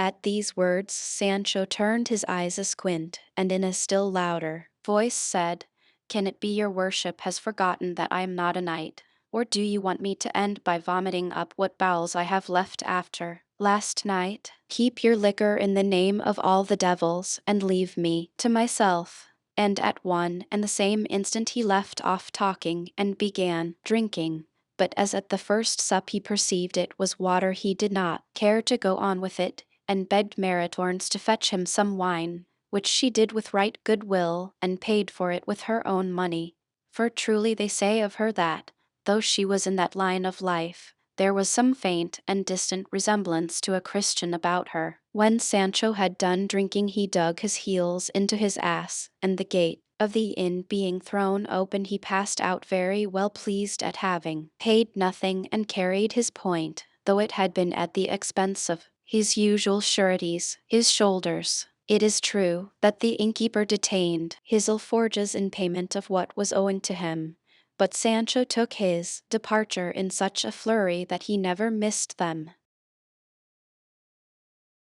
Chapter 18, in which is related the discourse Sancho Panza held with his master, Don Quixote, and other adventures worth relating. Sancho reached his master so limp and faint that he could not urge on his beast. When Don Quixote saw the state he was in, he said, I have now come to the conclusion, good Sancho, that this castle or inn is beyond a doubt enchanted, because those who have so atrociously diverted themselves with you, what can they be but phantoms or beings of another world? And I hold this confirmed by having noticed that when I was by the wall of the yard witnessing the acts of your sad tragedy, it was out of my power to mount upon it, nor could I evening dismount from Rocinante, because they know doubt had me enchanted. For I swear to you by the faith of what I am, that if I had been able to climb up or dismount, I would have avenged you in such a way that those braggart thieves would have remembered their freak forever, evening though in so doing I knew that I contravened the laws of chivalry, which, as I have often told you, do not permit a knight to lay hands on him who is not one,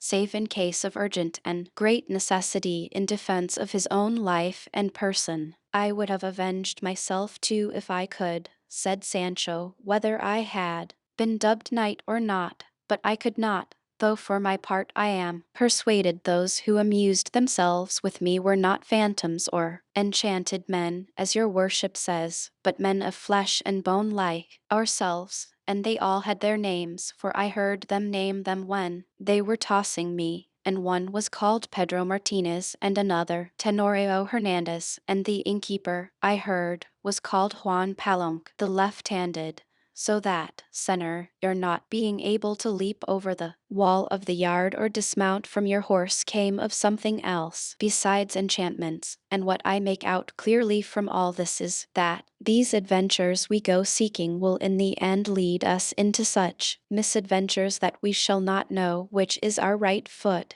and that the best and wisest thing, according to my small wits, would be for us to return home, now that it is harvest time, and attend to our business, and give over wandering from Zecca to Mecca and from pail to bucket, as the saying is. How little you knowest about chivalry, Sancho, replied Don Quixote. Hold your peace and have patience. The day will come when you shall see, with yours own eyes, what an honorable thing it is to wander in the pursuit of this calling. No, tell me, what greater pleasure can there be in the world, or what delight can equal that of winning a battle and triumphing over one's enemy? None, beyond all doubt. Very likely, answered Sancho, though I do not know it. All I know is that since we have been knights errant, or since your worship has been one, for I have no right to reckon myself one of so honorable a number, we have never won any battle except the one with the Biscayan, an evening. Out of that your worship came with half an ear and half a helmet the less, and from that till now it has been all cudgellings and more cudgellings, cuffs and more cuffs, I getting the blanketing over and above, and falling in with enchanted persons on whom I cannot avenge myself, so as to know what the delight, as your worship calls it, of conquering an enemy is like. That is what vexes me, and what ought to vex you, Sancho, replied Don Quixote. But henceforward I will endeavor to have at hand some sword, made by such craft that no kind of enchantments can take effect upon him who carries it, and it is evening possible that fortune may procure for me that which belonged to Amadis when he was called the Knight of the Burning Sword, which was one of the best swords that ever knight in the world possessed, for, besides having the said virtue, it cut like a razor, and there was no armor, however strong and enchanted it may be, that could resist it. Such is my luck, said Sancho. That evening, if that happened and your worship found some such sword, it would, like the balsam, turn out serviceable and good for dubbed knights only, and as for the squires, they may sup sorrow. Fear not that, Sancho, said Don Quixote, heaven will deal better by you. Thus talking, Don Quixote and his squire were going along, when, on the road they were following, Don Quixote perceived approaching them a large and thick cloud of dust, on seeing which he turned to Sancho and said, "This is the day, Sancho, on which will be seen the boon my fortune is reserving for me. This, I say, is the day on which as much as on any other shall be displayed the may of my arm, and on which I shall do deeds that shall remain written in the book of fame for all ages to come. Seest you that cloud of dust which rises over there? Well, then, all that is churned up by a vast army composed of various and countless nations that comes marching there. According to that there must be two, said Sancho, for on this opposite side also there rises just such another cloud of dust. Don Quixote turned to look and found that it was true, and rejoicing exceedingly, he concluded that there were two armies about to engage an encounter in the amid of that broad plain, for at all times and seasons his fancy was full of the battles, enchantments, adventures, crazy feats, loves, and defiances that are recorded in the books of chivalry, and everything he said, thought, or did had reference to such things.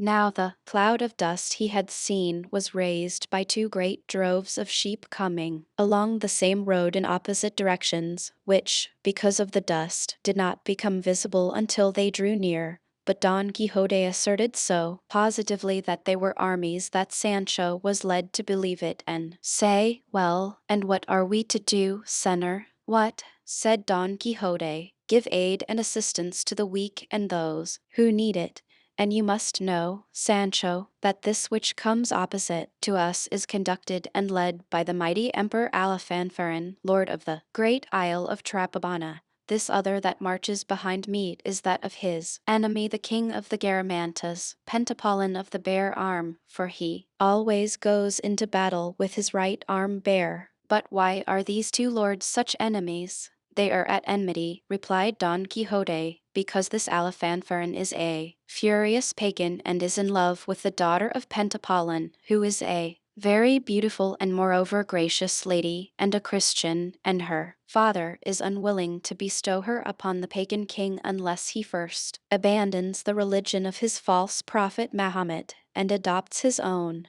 "By my beard," said Sancho, "but Pentapolin does quite right, and I will help him as much as I can." "In that you will do what is your duty, Sancho," said Don Quixote, "for to engage in battles of this sort it is not requisite to be a dubbed knight." "That I can well understand," answered Sancho, "but where shall we put this ass where we may be sure to find him after the fray is over? For I believe it has not been the custom so far to go into battle on a beast of this kind." "That is true," said Don Quixote, "and what you had best do with him is to leave him to take his chance whether he be lost or not, for the horses we shall have when we come out victors will be so many that evening Rocinante will run a risk of being changed for another. But attend to me, and observe, for I wish to give you some account of the chief knights who accompany these two armies, and that you mayest the better see and mark. Let us withdraw to that hillock which rises over there, from where both armies may be seen." They did so, and placed themselves on a rising ground from which the two droves that Don Quixote made armies of may have been plainly seen if the clouds of dust they raised had not obscured them and blinded the sight. Nevertheless, seeing in his imagination what he did not see and what did not exist, he began thus in a loud voice: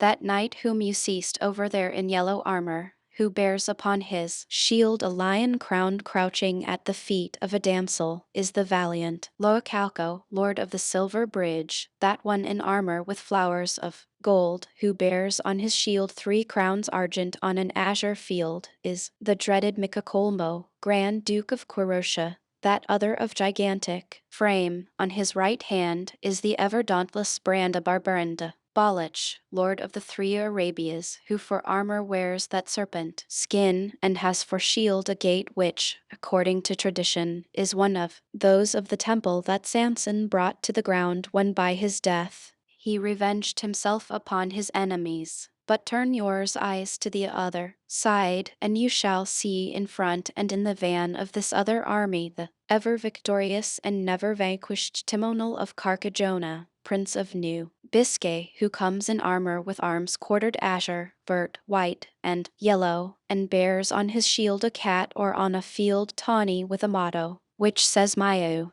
which is the beginning of the name of his lady, who, according to report, is the peerless Myelina, daughter of the Duke Elphenequin of the Algarve, the other, who burdens and presses the loins of that powerful charger and bears arms white as snow and a shield blank, and without any device, is a novice knight, a Frenchman by birth, Pierres, Happen by name, lord of the baronies of Utrecht, that other, who with iron-shod heels strikes the flanks of that nimble party-colored zebra, and for arms bears azure vare, is the mighty Duke of Nerbia, Espartafilardo del Bosque, who bears for device on his shield an asparagus plant with a motto in Castilian that says Restria mi suerte. And so he went on naming a number of knights of one squadron or the other, out of his imagination, until all he assigned offhand their arms, colors, devices, and mottos, carried away by the illusions of his unheard of craze, and without a pause he continued, people of divers nations compose this squadron in front. Here are those that drink of the sweet waters of the famous Xanthus, those that scour the woody Massilian plains, those that sift the pure fine gold of Arabia Felix, those that enjoy the famed cool banks of the crystal Thermodon, those that in many and various ways divert the streams of the golden Pactolus, the Numidians faithless in their promises, the Persians renowned in archery, the Parthians and the Medes that fight as they fly, the Arabs that ever shift their dwellings, the Scythians as cruel as they are fair, the Ethiopians with pierced lips, and an infinity of other nations whose features I recognize and descry, though I cannot recall their names. In this other squadron there come those that drink of the crystal streams of the olive-bearing biddies, those that make smooth their countenances with the water of the ever-rich and golden Tagus, those that rejoice in the fertilizing flow of the divine Genil, those that roam the Tartesian plains abounding in pasture, those that take their pleasure in the Elysian meadows of Jerez, the rich Manchegans crowned with ruddy ears of corn, the wares of iron, old relics of the Gothic race, those that bathe in the Pisuerga renowned for its gentle current, those that feed their herds along the spreading pastures of the winding Guadiana famed for its hidden course, those that tremble with the cold of the pine-clad Pyrenees or the dazzling snows of the lofty Apennine. In a word, as many as all Europe includes and contains. Good God, what a number of countries and nations he named, giving to each its proper attributes with marvelous readiness, brimful and saturated with what he had read in his lying books. Sancho Panza hung upon his words without speaking, and from time to time turned to try if he could see the knights and giants his master was describing, and as he could not make out one of them he said to him, Senor, devil take it if there's a sign of any man you talk of, knight or giant, in the whole thing. Maybe it's all enchantment, like the phantoms. Last night, how can you say that? Answered Don Quixote. Do you not hear the neighing of the steeds, the braying of the trumpets, the roll of the drums?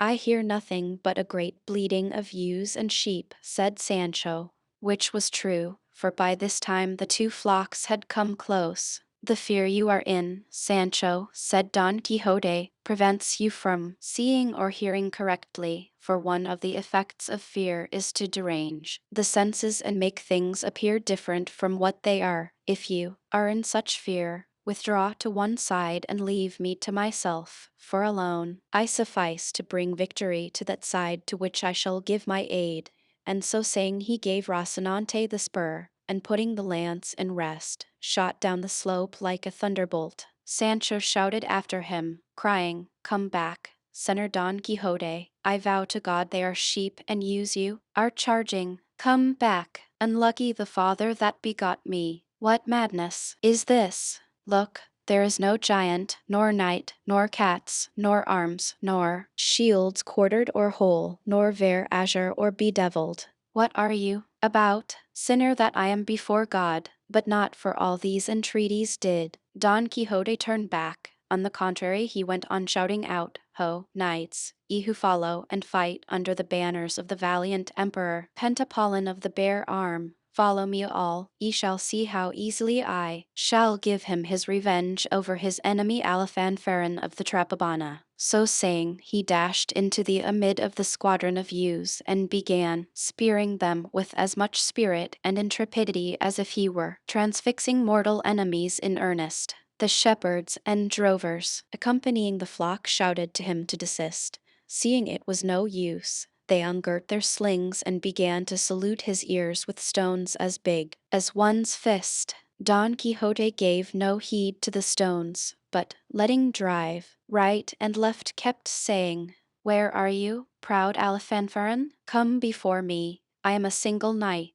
who would fain prove your prowess hand to hand, and make you yield your life a penalty for the wrong you do to the valiant Pentapolin. Theramanta. Here came a sugar plum from the brook that struck him on the side and buried a couple of ribs in his body. Feeling himself so smitten, he imagined himself slain or badly wounded for certain, and recollecting his liquor, he drew out his flask, and putting it to his mouth began to pour the contents into his stomach. But before he had succeeded in swallowing what seemed to him enough, there came another almond which struck him on the hand and on the flask so fairly that it smashed it to pieces, knocking 3 or 4 tests and grinders out of his mouth in its course, and sorely crushing 2 fingers of his hand. Such was the force of the first blow and of the second, that the poor knight, in spite of himself, came down backwards off his horse. The shepherds came up, and felt sure they had killed him. So in all haste they collected their flock together, took up the dead beasts, of which there were more than 7, and made off without waiting to ascertain anything further. All this time Sancho stood on the hill watching the crazy feats his master was performing, and tearing his beard and cursing the hour and the occasion when fortune had made him acquainted with him. Seeing him then brought to the ground, and that the shepherds had taken themselves off, he ran to him and found him in very bad case, though not unconscious. And, said he, Did I not tell you to come back, Senor Don Quixote, and that what you were going to attack were not armies but droves of sheep? That's how that thief of a sage, my enemy, can alter and falsify things, answered Don Quixote. You must know, Sancho, that it is a very easy matter for those of his sort to make us believe what they choose. And this malignant being who persecutes me, envious of the glory he knew I was to win in this battle, has turned the squadrons of the enemy into droves of sheep. At any rate, do this much, I beg of you, Sancho, to undeceive thyself, and see that what I say is true. Mount your ass and follow them quietly, and you shall see that when they have gone some little distance from this they will return to their original shape, and, ceasing to be sheep, become men in all respects as I described them to you at first. But go not just yet, for I want your help and assistance. Come here, and see how many of my tests and grinders are missing, for I feel as if there was not one left in my mouth. Sancho came so close that he almost put his eyes into his mouth. Now just at that moment the balsam had acted on the stomach of Don Quixote, so, at the very instant when Sancho came to examine his mouth, he discharged all its contents with more force than a musket, and full into the beard of the compassionate squire.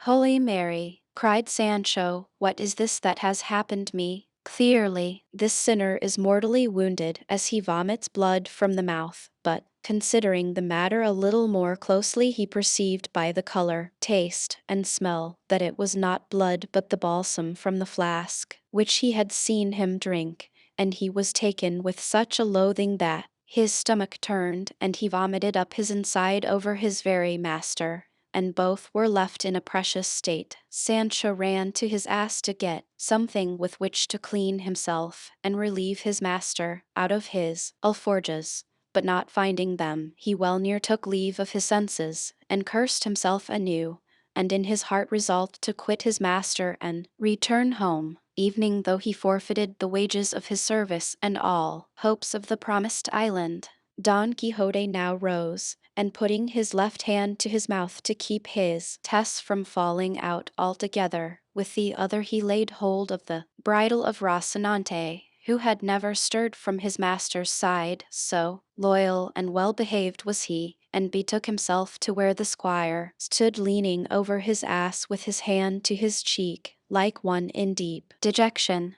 Seeing him in this mood, looking so sad, Don Quixote said to him, "Bear in mind, Sancho, that one man is no more than another unless he does more than another. All these tempests that fall upon us are signs that fair weather is coming shortly, and that things will go well with us, for it is impossible for good or evil to last forever, and therefore it follows that the evil having lasted long, the good must be now near at hand. So you must not distress thyself at the misfortunes which happen to me, since you have no share in them." "How have I not?" replied Sancho. "Was he whom they blanketed yesterday perhaps any other than my father's son? And the alforjas that are missing today with all my treasures, did they belong to any other but myself?" "What, are the alforjas missing, Sancho?" said Don Quixote. "Yes, they are missing," answered Sancho.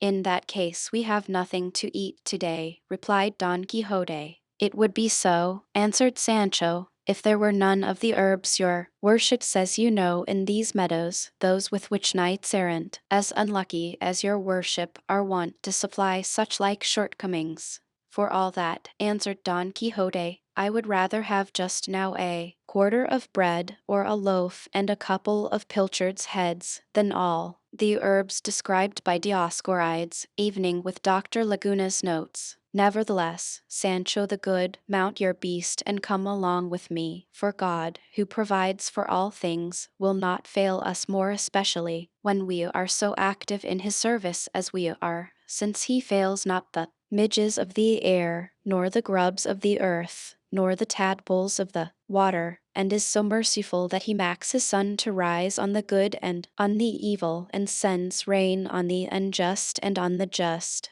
"Your worship would make a better preacher than knight-errant," said Sancho. "Knights-errant knew and ought to know everything, Sancho," said Don Quixote, "for there were knights-errant in former times as well qualified to deliver a sermon or discourse in the middle of an encampment as if they had graduated in the University of Paris, by which we may see that the lance has never blunted the pen, nor the pen the lance." "Well, be it as your worship says," replied Sancho. "Let us be off now, and find some place of shelter for the night, and God grant it may be somewhere where there are no blankets, nor blanketeers, nor phantoms, nor enchanted Moors, for if there are, may the devil take the whole concern." "Ask that of God, my son," said Don Quixote, "and do you lead on where you will, for this time I leave our lodging to your choice. But reach me here your hand, and feel with your finger, and find out how many of my tests and grinders are missing from this right side of the upper jaw, for it is there I feel the pain." Sancho put in his fingers, and feeling about asked him how many grinders used your worship have on this side. "Four," replied Don Quixote, "besides the back tooth, all whole and quite sound." "Mind what you are saying, senor. I say 4, if not 5, answered Don Quixote, "for never in my life have I had tooth or grinder drawn, nor has any fallen out or been destroyed by any decay or rheum." "Well, then," said Sancho, "in this lower side your worship has no more than 2 grinders and a half, and in the upper neither a half nor any at all, for it is all as smooth as the palm of my hand." "Luckless that I am," said Don Quixote, hearing the sad news his squire gave him. "I had rather they despoiled me of an arm, so it were not the sword arm, for I tell you, Sancho, a mouth without teeth is like a mill without a millstone, and a tooth is much more to be prized than a diamond. But we who profess the austere order of chivalry are liable to all this. Mount, friend, and lead the way, and I will follow you at whatever pace you will. Sancho did as he bade him, and proceeded in the direction in which he thought he may find refuge without quitting the high road, which was there very much frequented. Chapter 19 of the shrewd discourse which Sancho held with his master, and of the adventure that befell him with a dead body, together with other notable occurrences. It seems to me, Senor, that all these mishaps that have befallen us of late have been without any doubt a punishment for the offense committed by your worship against the order of chivalry in not keeping the oath you made not to eat bread off a tablecloth or embrace the queen, and all the rest of it that your worship swore to observe until you had taken that helmet of Malandrinos, or whatever the Moor is called, for I do not very well remember. You are very right, Sancho, said Don Quixote, but to tell the truth, it had escaped my memory, and likewise you mayest rely upon it that the affair of the blanket happened to you because of your fault in not reminding me of it in time. But I will make amends, for there are ways of compounding for everything in the order of chivalry. Why, have I taken an oath of some sort, then? Said Sancho. It makes no matter that you have not taken an oath, said Don Quixote. Suffice it that I see you are not quite clear of complicity, and whether or no, it will not be ill done to provide ourselves with a remedy. In that case, said Sancho, mind that your worship does not forget this, as you did the oath. Perhaps the phantoms may take it into their heads to amuse themselves once more with me, or evening with your worship if they see you so obstinate. While engaged in this and other talk, night overtook them on the road, before they had reached or discovered any place of shelter. And what made it still worse was that they were dying of hunger, for with the loss of the alforges they had lost their entire larder and commissariat, and to complete the misfortune they met with an adventure which without any invention had really the appearance of one. It so happened that the night closed in somewhat darkly, but for all that they pushed on, Sancho, feeling sure that as the road was the king's highway they may reasonably expect to find some inn within a league or two.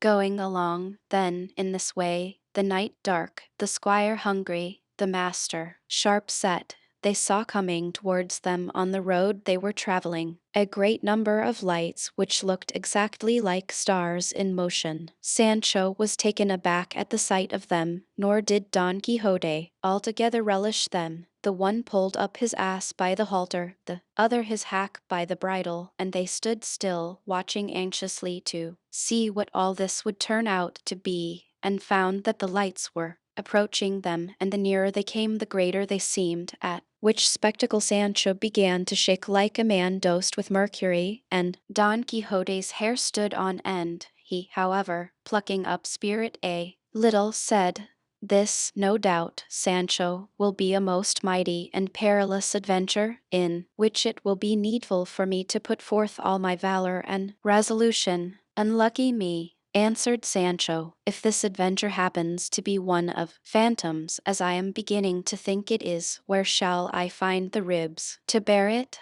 Be they phantoms ever so much," said Don Quixote, "I will not permit them to touch a thread of your garments, for if they played tricks with you the time before, it was because I was unable to leap the walls of the yard. But now we are on a wide plain, where I shall be able to wield my sword as I please, and if they enchant and cripple you as they did the last time," said Sancho, "what difference will it make being on the open plain or not?"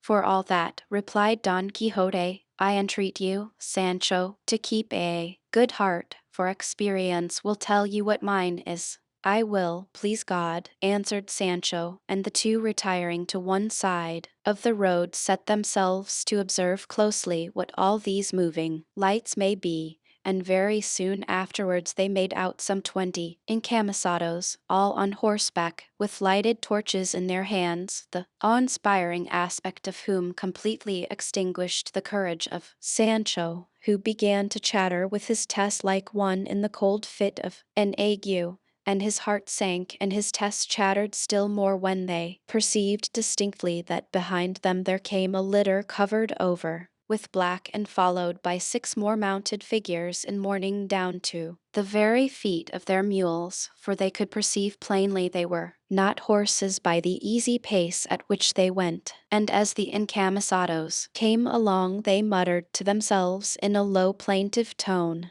"This strange spectacle at such an hour and in such a solitary place was quite enough to strike terror into Sancho's heart, and evening into his master's." And save in Don Quixote's case did so, for all Sancho's resolution had now broken down. It was just the opposite with his master, whose imagination immediately conjured up all this to him vividly as one of the adventures of his books. He took it into his head that the litter was a bier on which was borne some sorely wounded or slain knight, to avenge whom was a task reserved for him alone, and without any further reasoning he laid his lance in rest, fixed himself firmly in his saddle, and with gallant spirit and bearing took up his position in the middle of the road where the encamisados must of necessity pass, and as soon as he saw them near at hand he raised his voice and said, "Halt, knights, or whoever ye may be, and render me account of who ye are, from where ye come, where ye go, what it is ye carry upon that bier, for, to judge by appearances, either ye have done some wrong or some wrong has been done to you, and it is fitting and necessary that I should know, either that I may chastise you for the evil ye have done, or else that I may avenge you for the injury that has been inflicted upon you." "We are in haste," answered one of the encamisados, "and the inn is far off, and we cannot stop to render you such an account as you demand." And spurring his mule he moved on. Don Quixote was mightily provoked by this answer, and seizing the mule by the bridle he said, "Halt, and be more mannerly, and render an account of what I have asked of you, else take my defiance to combat all of you." The mule was shy, and was so frightened at her bridle being seized, that rearing up she flung her rider to the ground over her haunches. An attendant who was on foot, seeing the encamisado fall, began to abuse Don Quixote, who now moved to anger. Without any more ado, laying his lance in rest, charged one of the men in mourning and brought him badly wounded to the ground, and as he wheeled round upon the others the agility with which he attacked and routed them was a sight to see, for it seemed just as if wings had that instant grown upon Rocinante, so lightly and proudly did he bear himself. The encamisados were all timid folk and unarmed, so they speedily made their escape from the fray and set off at a run across the plain with their lighted torches, looking exactly like maskers running on some gala or festival night. The mourners, too, enveloped and swathed in their skirts and gowns, were unable to bestir themselves, and so with entire safety to himself Don Quixote belabored them all and drove them off against their will, for they all thought it was no man but a devil from hell come to carry away the dead body they had in the litter. Sancho beheld all this in astonishment at the intrepidity of his lord, and said to himself, "Clearly this master of mine is as bold and valiant as he says he is." A burning torch lay on the ground near the first man whom the mule had thrown, by the light of which Don Quixote perceived him, and coming up to him he presented the point of the lance to his face, calling on him to yield himself prisoner, or else he would kill him, to which the prostrate man replied, "I am prisoner enough as it is, I cannot stir, for one of my legs is broken. I entreat you, if you be a Christian gentleman, not to kill me, which will be committing grave sacrilege, for I am a licentiate, and I hold first orders." "Then what the devil brought you here, being a churchman?" said Don Quixote. "What, senor?" said the other. "My bad luck." "Then still worse awaits you," said Don Quixote, "if you do not satisfy me as to all I asked you at first. You shall be soon satisfied, said the licentiate. You must know, then, that though just now I said I was a licentiate, I'm only a bachelor, and my name is Alonzo Lopez. I am a native of Alcobendas. I come from the city of Pisa with 11 others, priests, the same who fled with the torches, and we are going to the city of Segovia accompanying a dead body, which is in that litter, and is that of a gentleman who died in Pisa, where he was interred, and now, as I said, we are taking his bones to their burial place, which is in Segovia, where he was born. And who killed him? Asked Don Quixote. God, by means of a malignant fever that took him, answered the bachelor. In that case, said Don Quixote, the Lord has relieved me of the task of avenging his death had any other slain him, but he who slew him, having slain him, there is nothing for it but to be silent and shrug one's shoulders. I should do the same were he to slay myself, and I would have your reverence know that I am a knight of La Mancha, Don Quixote by name, and it is my business and calling to roam the world righting wrongs and redressing injuries. I do not know how that about righting wrongs can be, said the bachelor, for from straight you have made me crooked, leaving me with a broken leg that will never seat itself straight again all the days of its life, and the injury you have redressed in my case has been to leave me injured in such a way that I shall remain injured forever, and the height of misadventure it was to fall in with you who go in search of adventures. Things do not all happen in the same way, answered Don Quixote. It all came, Sir Bachelor Alonzo Lopez, of your going, as you did, by night, dressed in those surplices, with lighted torches, praying, covered with mourning, so that naturally you looked like something evil and of the other world, and so I could not avoid doing my duty in attacking you, and I should have attacked you evening had I known positively that you were the very devils of hell, for such I certainly believed and took you to be, as my fate has so willed it, said the bachelor. I entreat you, sir, knight errant, whose errand has been such an evil one for me, to help me to get from under this mule that holds one of my legs caught between the stirrup and the saddle. I would have talked until to tomorrow, said Don Quixote. How long were you going to wait before telling me of your distress? He at once called to Sancho, who, however, had no mind to come, as he was just then engaged in unloading a sumpter mule well laden with provender, which these worthy gentlemen had brought with them. Sancho made a bag of his coat, and getting together as much as he could, and as the bag would hold, he loaded his beast, and then hastened to obey his master's call, and help him to remove the bachelor from under the mule. Then putting him on her back he gave him the torch, and Don Quixote bade him follow the track of his companions, and beg pardon of them on his part for the wrong which he could not help doing them. And said Sancho, if by chance these gentlemen should want to know who was the hero that served them so, your worship may tell them that he is the famous Don Quixote of La Mancha, otherwise called the Knight of the Rueful Countenance. The bachelor then took his departure. I forgot to mention that before he did so he said to Don Quixote, remember that you stand excommunicated for having laid violent hands on a holy thing, juxta lud, sequis, suadent diabolo. I do not understand that Latin, answered Don Quixote, but I know well, I did not lay hands, only this pike. Besides, I did not think I was committing an assault upon priests or things of the church, which, like a Catholic and faithful Christian as I am, I respect and revere, but upon phantoms and spectres of the other world. But evening so, I remember how it fared with Cid Dias when he broke the chair of the ambassador of that king before his holiness the Pope, who excommunicated him for the same. And yet the good Roderick of Vivar bore himself that day like a very noble and valiant knight.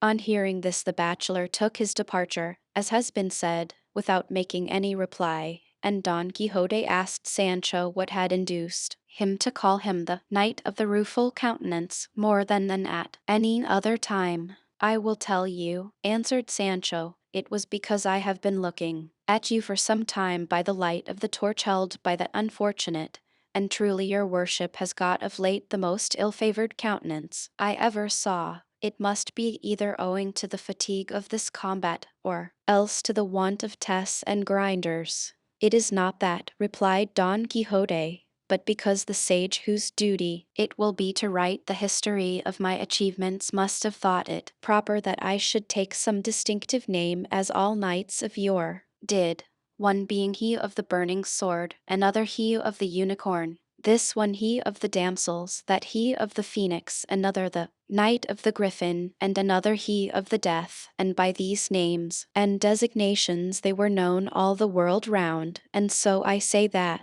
the sage aforesaid must have put it into your mouth and mind just now to call me the Knight of the Rueful Countenance, as I intend to call myself from this day forward, and that the said name may fit me better, I mean, when the opportunity offers, to have a very rueful countenance painted on my shield. There is no occasion, Senor, for wasting time or money on making that countenance, said Sancho, for all that need be done is for your worship to show your own face to face to those who look at you, and without anything more, either image or shield, they will call you him of the rueful countenance, and believe me, I am telling you the truth. For I assure you, Senor, and in good part be it said, hunger and the loss of your grinders have given you such an ill-favored face that, as I say, the rueful picture may be very well spared. Don Quixote laughed at Sancho's pleasantry, nevertheless he resolved to call himself by that name, and have his shield or buckler painted as he had devised.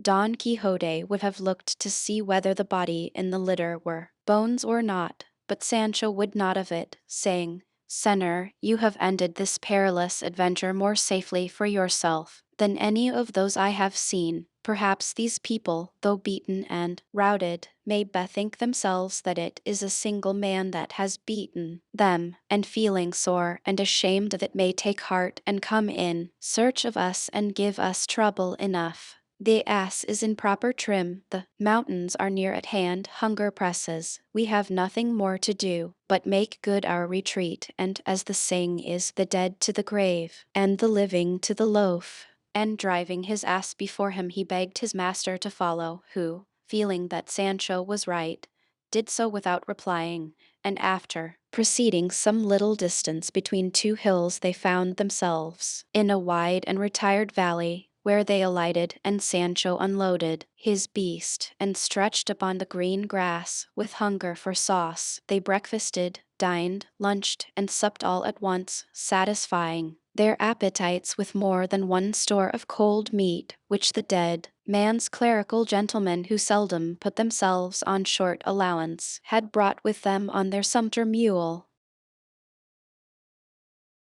Chapter 20 of the unexampled and unheard of adventure which was achieved by the valiant Don Quixote of La Mancha with less peril than any ever achieved by any famous knight in the world. It cannot be, Senor, but that this grass is a proof that there must be hard by some spring or brook to give it moisture, so it would be well to move a little farther on, that we may find some place where we may quench this terrible thirst that plagues us, which beyond a doubt is more distressing than hunger. The advice seemed good to Don Quixote, and he, leading Rocinante by the bridle and Sancho the ass by the halter, after he had packed away upon him the remains of the supper, they advanced the meadow, feeling their way, for the darkness of the night made it impossible to see anything. But they had not gone 200 paces when a loud noise of water, as if falling from great rocks, struck their ears. The sound cheered them greatly,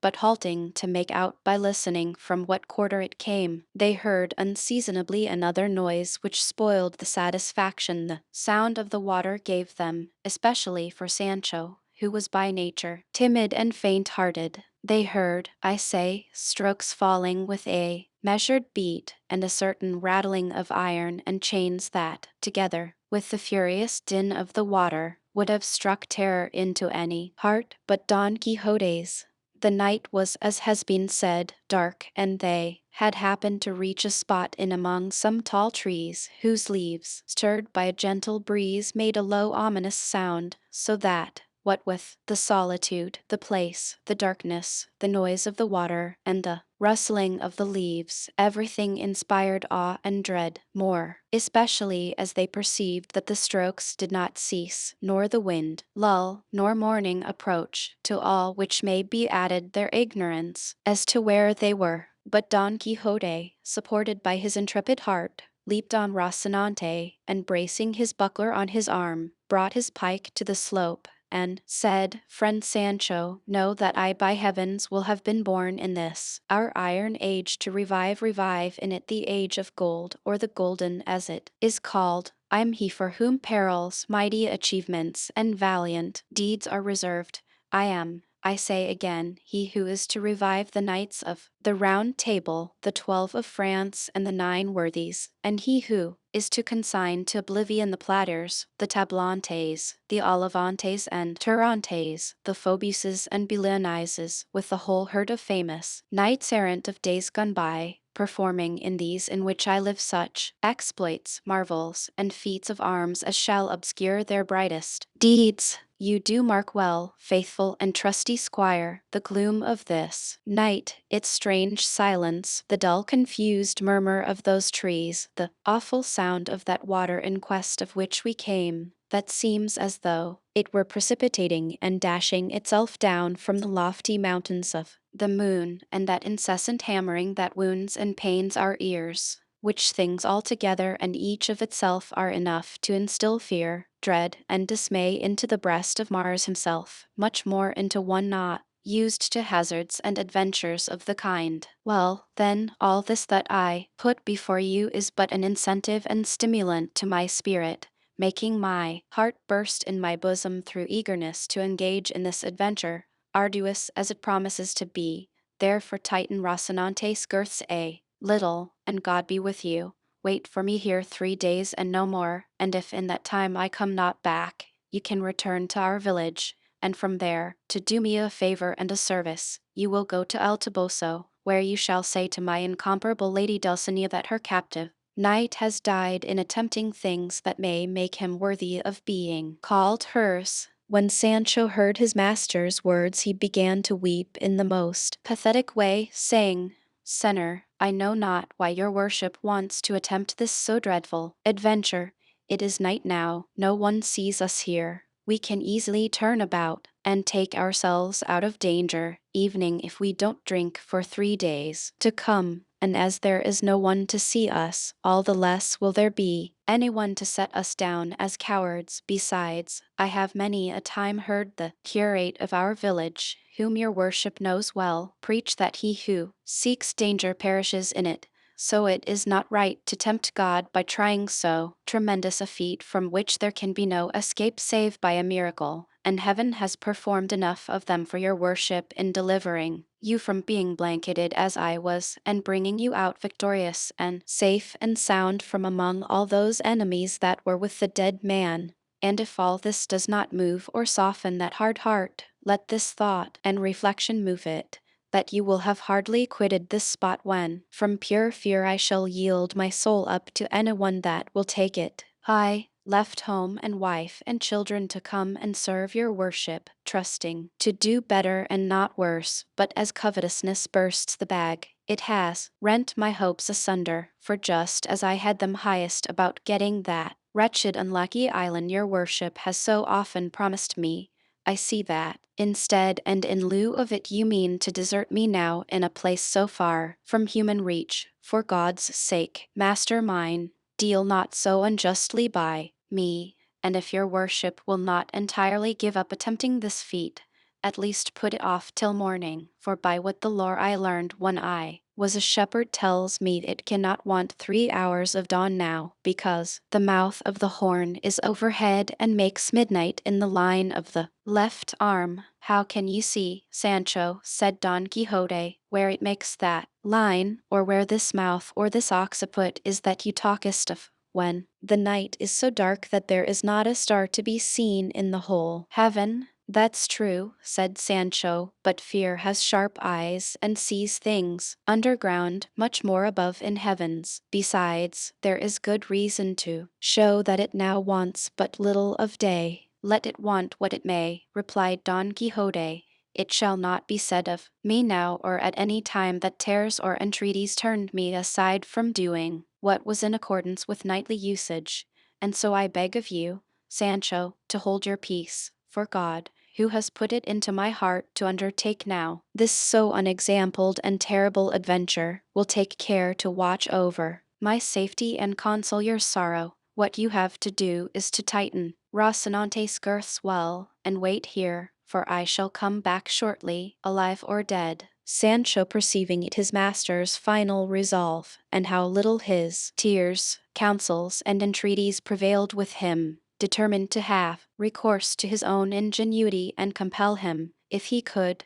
to wait till daylight. And so, while tightening the girths of the horse, he quietly, and without being felt, with his ass halter tied both Rocinante's legs, so that when Don Quixote strove to go he was unable, as the horse could only move by jumps. Seeing the success of his trick, Sancho Panza said, "See there, Senor, Heaven, moved by my tears and prayers, has so ordered it that Rocinante cannot stir, and if you will be obstinate, and spur and strike him, you will only provoke fortune, and kick, as they say, against the pricks." Don Quixote at this grew desperate, but the more he drove his heels into the horse, the less he stirred him, and not having any suspicion of the tying, he was fain to resign himself and wait till daybreak or until Rocinante could move, firmly persuaded that all this came of something other than Sancho's ingenuity. So he said to him, "As it is so, Sancho, and as Rocinante cannot move, I am content to wait till dawn smiles upon us, evening though I weep while it delays its coming." "There is no need to weep," answered Sancho, "for I will amuse your worship by telling stories from this till daylight, unless truly you like to dismount and lie down to sleep a little on the green grass after the fashion of knights errant, so as to be fresher when day comes and the moment arrives for attempting this extraordinary adventure you are looking forward to." "What are you talking about, dismounting or sleeping for?" said Don Quixote. "Am I, thinkest you, one of those knights that take their rest in the presence of danger? Sleep, you who are born to sleep, or do as you will, for I will act as I think most consistent with my character." "Be not angry, master mine," replied Sancho, "I did not mean to say that." And coming close to him he laid one hand on the pommel of the saddle and the other on the cantle, so that he held his master's left thigh in his embrace, not daring to separate a finger's width from him. So much afraid was he of the strokes, which still resounded with a regular beat. Don Quixote bade him tell some story to amuse him as he had proposed, to which Sancho replied that he would if his dread of what he heard would let him. "Still," said he, "I will strive to tell a story, which, if I can manage to relate it, and nobody interferes with the telling, is the best of stories, and let your worship give me your attention, for here I begin. What was, and may the good that is to come be for all, and the evil for him who goes to look for it. Your worship must know that the beginning the old folk used to put to their tales was not just as each one pleased. It was a maxim of Cato Zanzorino, the Roman, that says the evil for him that goes to look for it, and it comes as pat to the purpose now as ring to finger, to show that your worship should keep quiet, and not go looking for evil in any quarter, and that we should go back by some other road, since nobody forces us to follow this in which so many terrors affright us." "Go on with your story, Sancho," said Don Quixote, "and leave the choice of our road to my care." "I say then," continued Sancho, "that in a village of Estremadura there was a goat shepherd, that is to say, one who tended goats, which shepherd, or goatherd, as my story goes, was called Lo Pruis, and this Lo Pruis was in love with a shepherdess called Toralva, which shepherdess called Toralva was the daughter of a rich grazier, and this rich grazier—" "If that is the way you tellest your tale, Sancho," said Don Quixote, repeating twice all you have to say. You will not have done these 2 days. Go straight on with it, and tell it like a reasonable man, or else say nothing. Tales are always told in my country in the very way I am telling this, answered Sancho, and I cannot tell it in any other, nor is it right of your worship to ask me to make new customs. Tell it as you will, replied Don Quixote,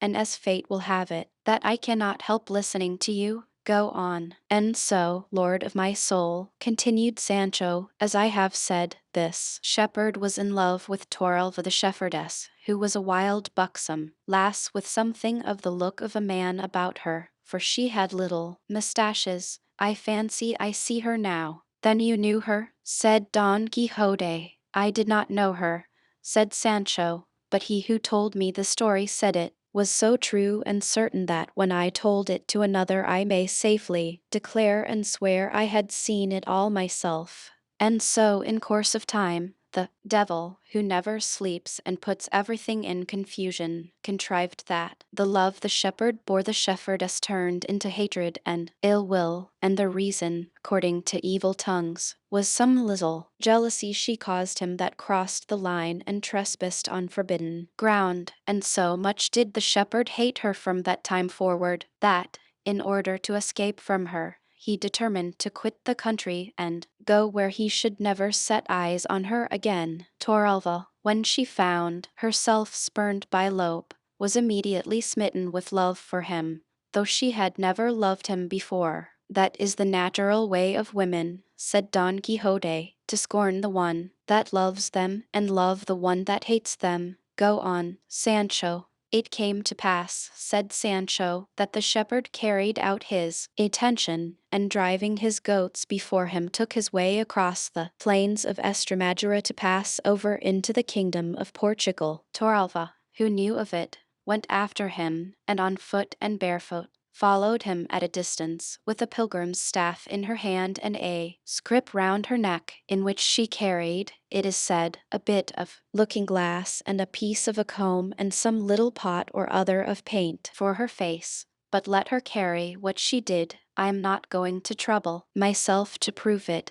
All I say is that the shepherd, they say, came with his flock to cross over the river Guadiana, which was at that time swollen and almost overflowing its banks, and at the spot he came to, there was neither ferry nor boat nor anyone to carry him or his flock to the other side, at which he was much vexed, for he perceived that Torelva was approaching and would give him great annoyance with her tears and entreaties. However, he went looking about so closely that he discovered a fisherman who had alongside of him a boat so small that it could only hold 1 person and 1 goat, but for all that he spoke to him, and agreed with him to carry himself and his 300 goats across. The fisherman got into the boat and carried 1 goat over. He came back and carried another over. He came back again and again brought over another. Let your worship keep count of the goats the fisherman is taking across, for if one escapes the memory there will be an end of the story, and it will be impossible to tell another word of it. To proceed, I must tell you the landing place on the other side was miry and slippery, and the fisherman lost a great deal of time in going and coming. Still he returned for another goat and another and another. Take it for granted he brought them all across, said Don Quixote, and don't keep going and coming in this way, or you will not make an end of bringing them over this 12 month. How many have gone across so far? Said Sancho. How the devil do I know? Replied Don Quixote. There it is, said Sancho, what I told you, that you must keep a good count. Well then, by God, there is an end of the story, for there is no going any farther. How can that be? Said Don Quixote. Is it so essential to the story to know to a nicety the goats that have crossed over, that if there be a mistake of one in the reckoning, you cannot go on with it?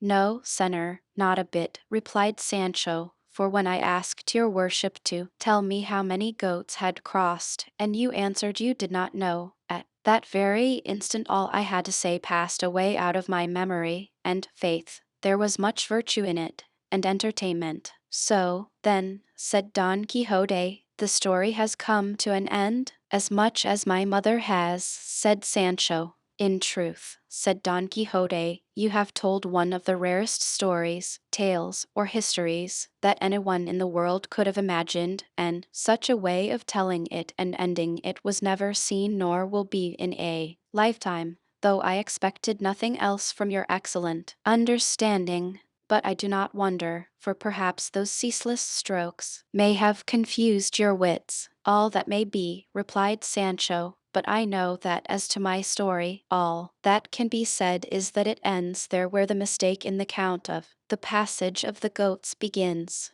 Let it end where it will, well and good, said Don Quixote, and let us see if Rocinante can go. And again he spurred him, and again Rocinante made jumps and remained where he was, so well tied was he. Just then, whether it was the cold of the morning that was now approaching, or that he had eaten something laxative at supper, or that it was only natural, as is most likely, Sancho felt a desire to do what no one could do for him. But so great was the fear that had penetrated his heart, he dared not separate himself from his master by as much as the black of his nail. To escape doing what he wanted was, however, also impossible, so what he did for peace's sake was to remove his right hand, which held the back of the saddle, and with it to untie gently and silently the running string which alone held up his breeches, so that on loosening it they at once fell down round his feet like fetters. He then raised his shirt as well as he could and bared his hind quarters, no slim ones, but, this accomplished, which he fancied was all he had to do to get out of this terrible strait and embarrassment, another still greater difficulty presented itself, for it seemed to him impossible to relieve himself without making some noise, and he ground his teeth and squeezed his shoulders together, holding his breath as much as he could. But in spite of his precautions he was unlucky enough after all to make a little noise, very different from that which was causing him so much fear. Don Quixote, hearing it, said, "What noise is that, Sancho?" "I don't know, senor," said he. "It must be something new, for adventures and misadventures never begin with a trifle." Once more he tried his luck, and succeeded so well that without any further noise or disturbance he found himself relieved of the burden that had given him so much discomfort. But as Don Quixote's sense of smell was as acute as his hearing, and as Sancho was so closely linked with him that the fumes rose almost in a straight line, it could not be but that some should reach his nose, and as soon as they did he came to its relief by compressing it between his fingers, saying in a rather snuffing tone, "Sancho, it strikes me you are in great fear." "I am," answered Sancho, "but how does your worship perceive it now more than ever?" "Because just now you smellest stronger than ever, and not of ambergris," answered Don Quixote. "Very likely," said Sancho, "but that's not my fault, but your worship's, for leading me about at unseasonable hours and at such unwonted paces." "Then go back 3 or 4, my friend," said Don Quixote, all the time with his fingers to his nose, "and for the future pay more attention to your person and to what you owest to mine, for it is my great familiarity with you that has bred this contempt." "I'll bet," replied Sancho, "that your worship thinks I have done something I ought not with my person. It makes it worse to stir it, friend Sancho," returned Don Quixote. With this and other talk of the same sort master and man passed that night, till Sancho, perceiving that daybreak was coming on apace, very cautiously untied Rocinante and tied up his breeches. As soon as Rocinante found himself free, though by nature he was not at all meddlesome, he seemed to feel lively and began pawing, for as to capering, begging his pardon, he knew not what it meant. Don Quixote, then, observing that Rocinante could move, took it as a good sign and a signal that he should attempt the dread adventure. By this time day had fully broken and everything showed distinctly, and Don Quixote saw that he was among some tall trees, chestnuts, which cast a very deep shade. He perceived likewise that the sound of the strokes did not cease, but could not discover what caused it, and so without any further delay he let Rocinante feel the spur, and once more taking leave of Sancho, he told him to wait for him there 3 days at most, as he had said before, and, if he should not have returned by that time, he may feel sure it had been God's will that he should end his days in that perilous adventure. He again repeated the message and commission with which he was to go on his behalf to his lady Dulcinea, and said he was not to be uneasy as to the payment of his services, for before leaving home he had made his will, in which he would find himself fully recompensed in the matter of wages in due proportion to the time he had served. But if God delivered him safe, sound, and unhurt out of that danger, he may look upon the promised island as much more than certain. Sancho began to weep afresh on again hearing the affecting words of his good master, and resolved to stay with him until the final issue and end of the business. From these tears and this honorable resolve of Sancho Panza's, the author of this history infers that he must have been of good birth and at least an old Christian, and the feeling he displayed touched his, but not so much as to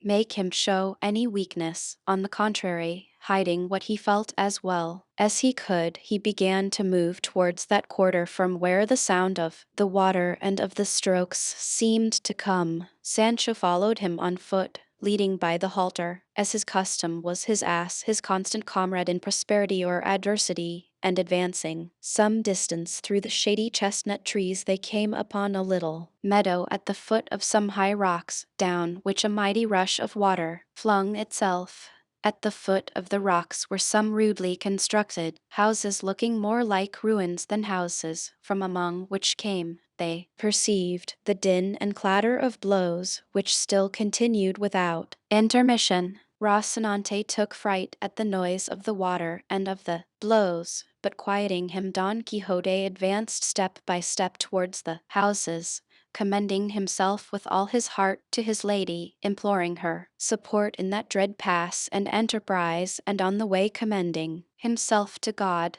too, not to forget him. Sancho, who never quitted his side, stretched his neck as far as he could and peered between the legs of Rocinante to see if he could now discover what it was that caused him such fear and apprehension. They went, it may be, 100 paces farther, when on turning a corner the true cause, beyond the possibility of any mistake of that dread-sounding and to them awe-inspiring noise that had kept them all the night in such fear and perplexity, appeared plain and obvious, and it was if, reader, you are not disgusted and disappointed, 6 fulling hammers which by their alternate strokes made all the din. When Don Quixote perceived what it was, he was struck dumb and rigid from head to foot. Sancho glanced at him and saw him with his head bent down upon his breast in manifest mortification, and Don Quixote glanced at Sancho and saw him with his cheeks puffed out and his mouth full of laughter, and evidently ready to explode with it, and in spite of his vexation he could not help laughing at the sight of him. And when Sancho saw his master begin, he let go so heartily that he had to hold his sides with both hands to keep himself from bursting with laughter. 4 times he stopped,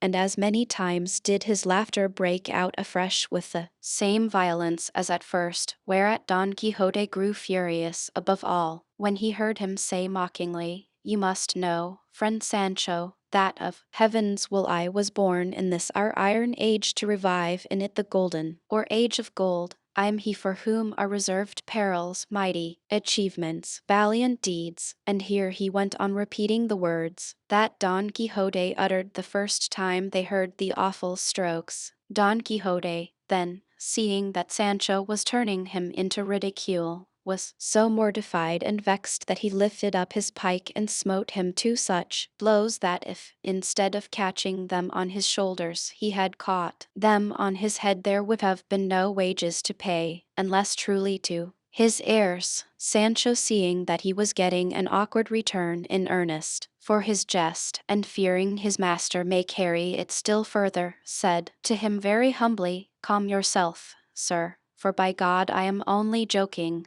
"Well, then, if you are joking I am not," replied Don Quixote. "Look here, my lively gentleman, if these, instead of being fulling hammers, had been some perilous adventure, have I not, think you, shown the courage required for the attempt and achievement? Am I, perhaps, being, as I am, a gentleman, bound to know and distinguish sounds and tell whether they come from fulling mills or not, and that, when perhaps, as is the case, I have never in my life seen any as you have, low bore as you are, that have been born and bred among them? But turn me these 6 hammers into 6 giants, and bring them to beard me, one by one or all together, and if I do not knock them head over heels, then make what mockery you like of me." "No more of that, senor," returned Sancho. "I own I went a little too far with the joke, but tell me, your worship, now that peace is made between us, and may God bring you out of all the adventures that may befall you, as safe and sound as he has brought you out of this one, was it not a thing to laugh at, and is it not a good story, the great fear we were in,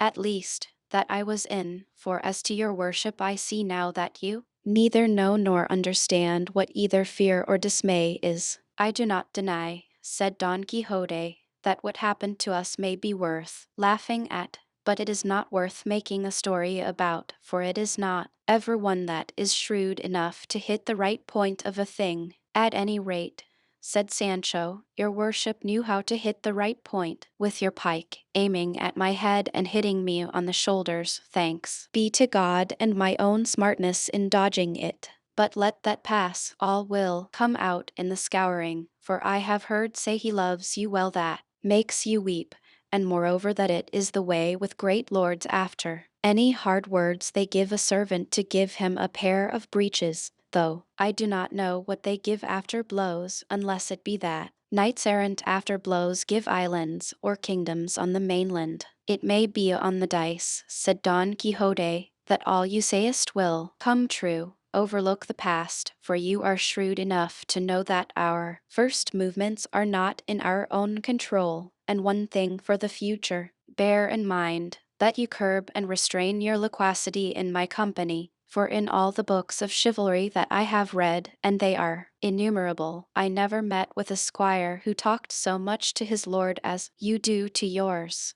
And in fact I feel it to be a great fault of yours, and of mine, of yours, that you have so little respect for me, of mine, that I do not make myself more respected. There was Gandalin, the squire of Amadis of Gaul, that was count of the Insula Firm, and we read of him, that he always addressed his lord with his cap in his hand, his head bowed down and his body bent double, more turquesco. And then, what shall we say of Gasabel, the squire of Galaor, who was so silent that in order to indicate to us the greatness of his marvelous taciturnity his name is only once mentioned in the whole of that history, as long as it is truthful? From all I have said you will gather, Sancho, that there must be a difference between master and man, between lord and lackey, between knight and squire, so that from this day forward in our intercourse we must observe more respect and take less liberties, for in whatever way I may be provoked with you it will be bad for the pitcher."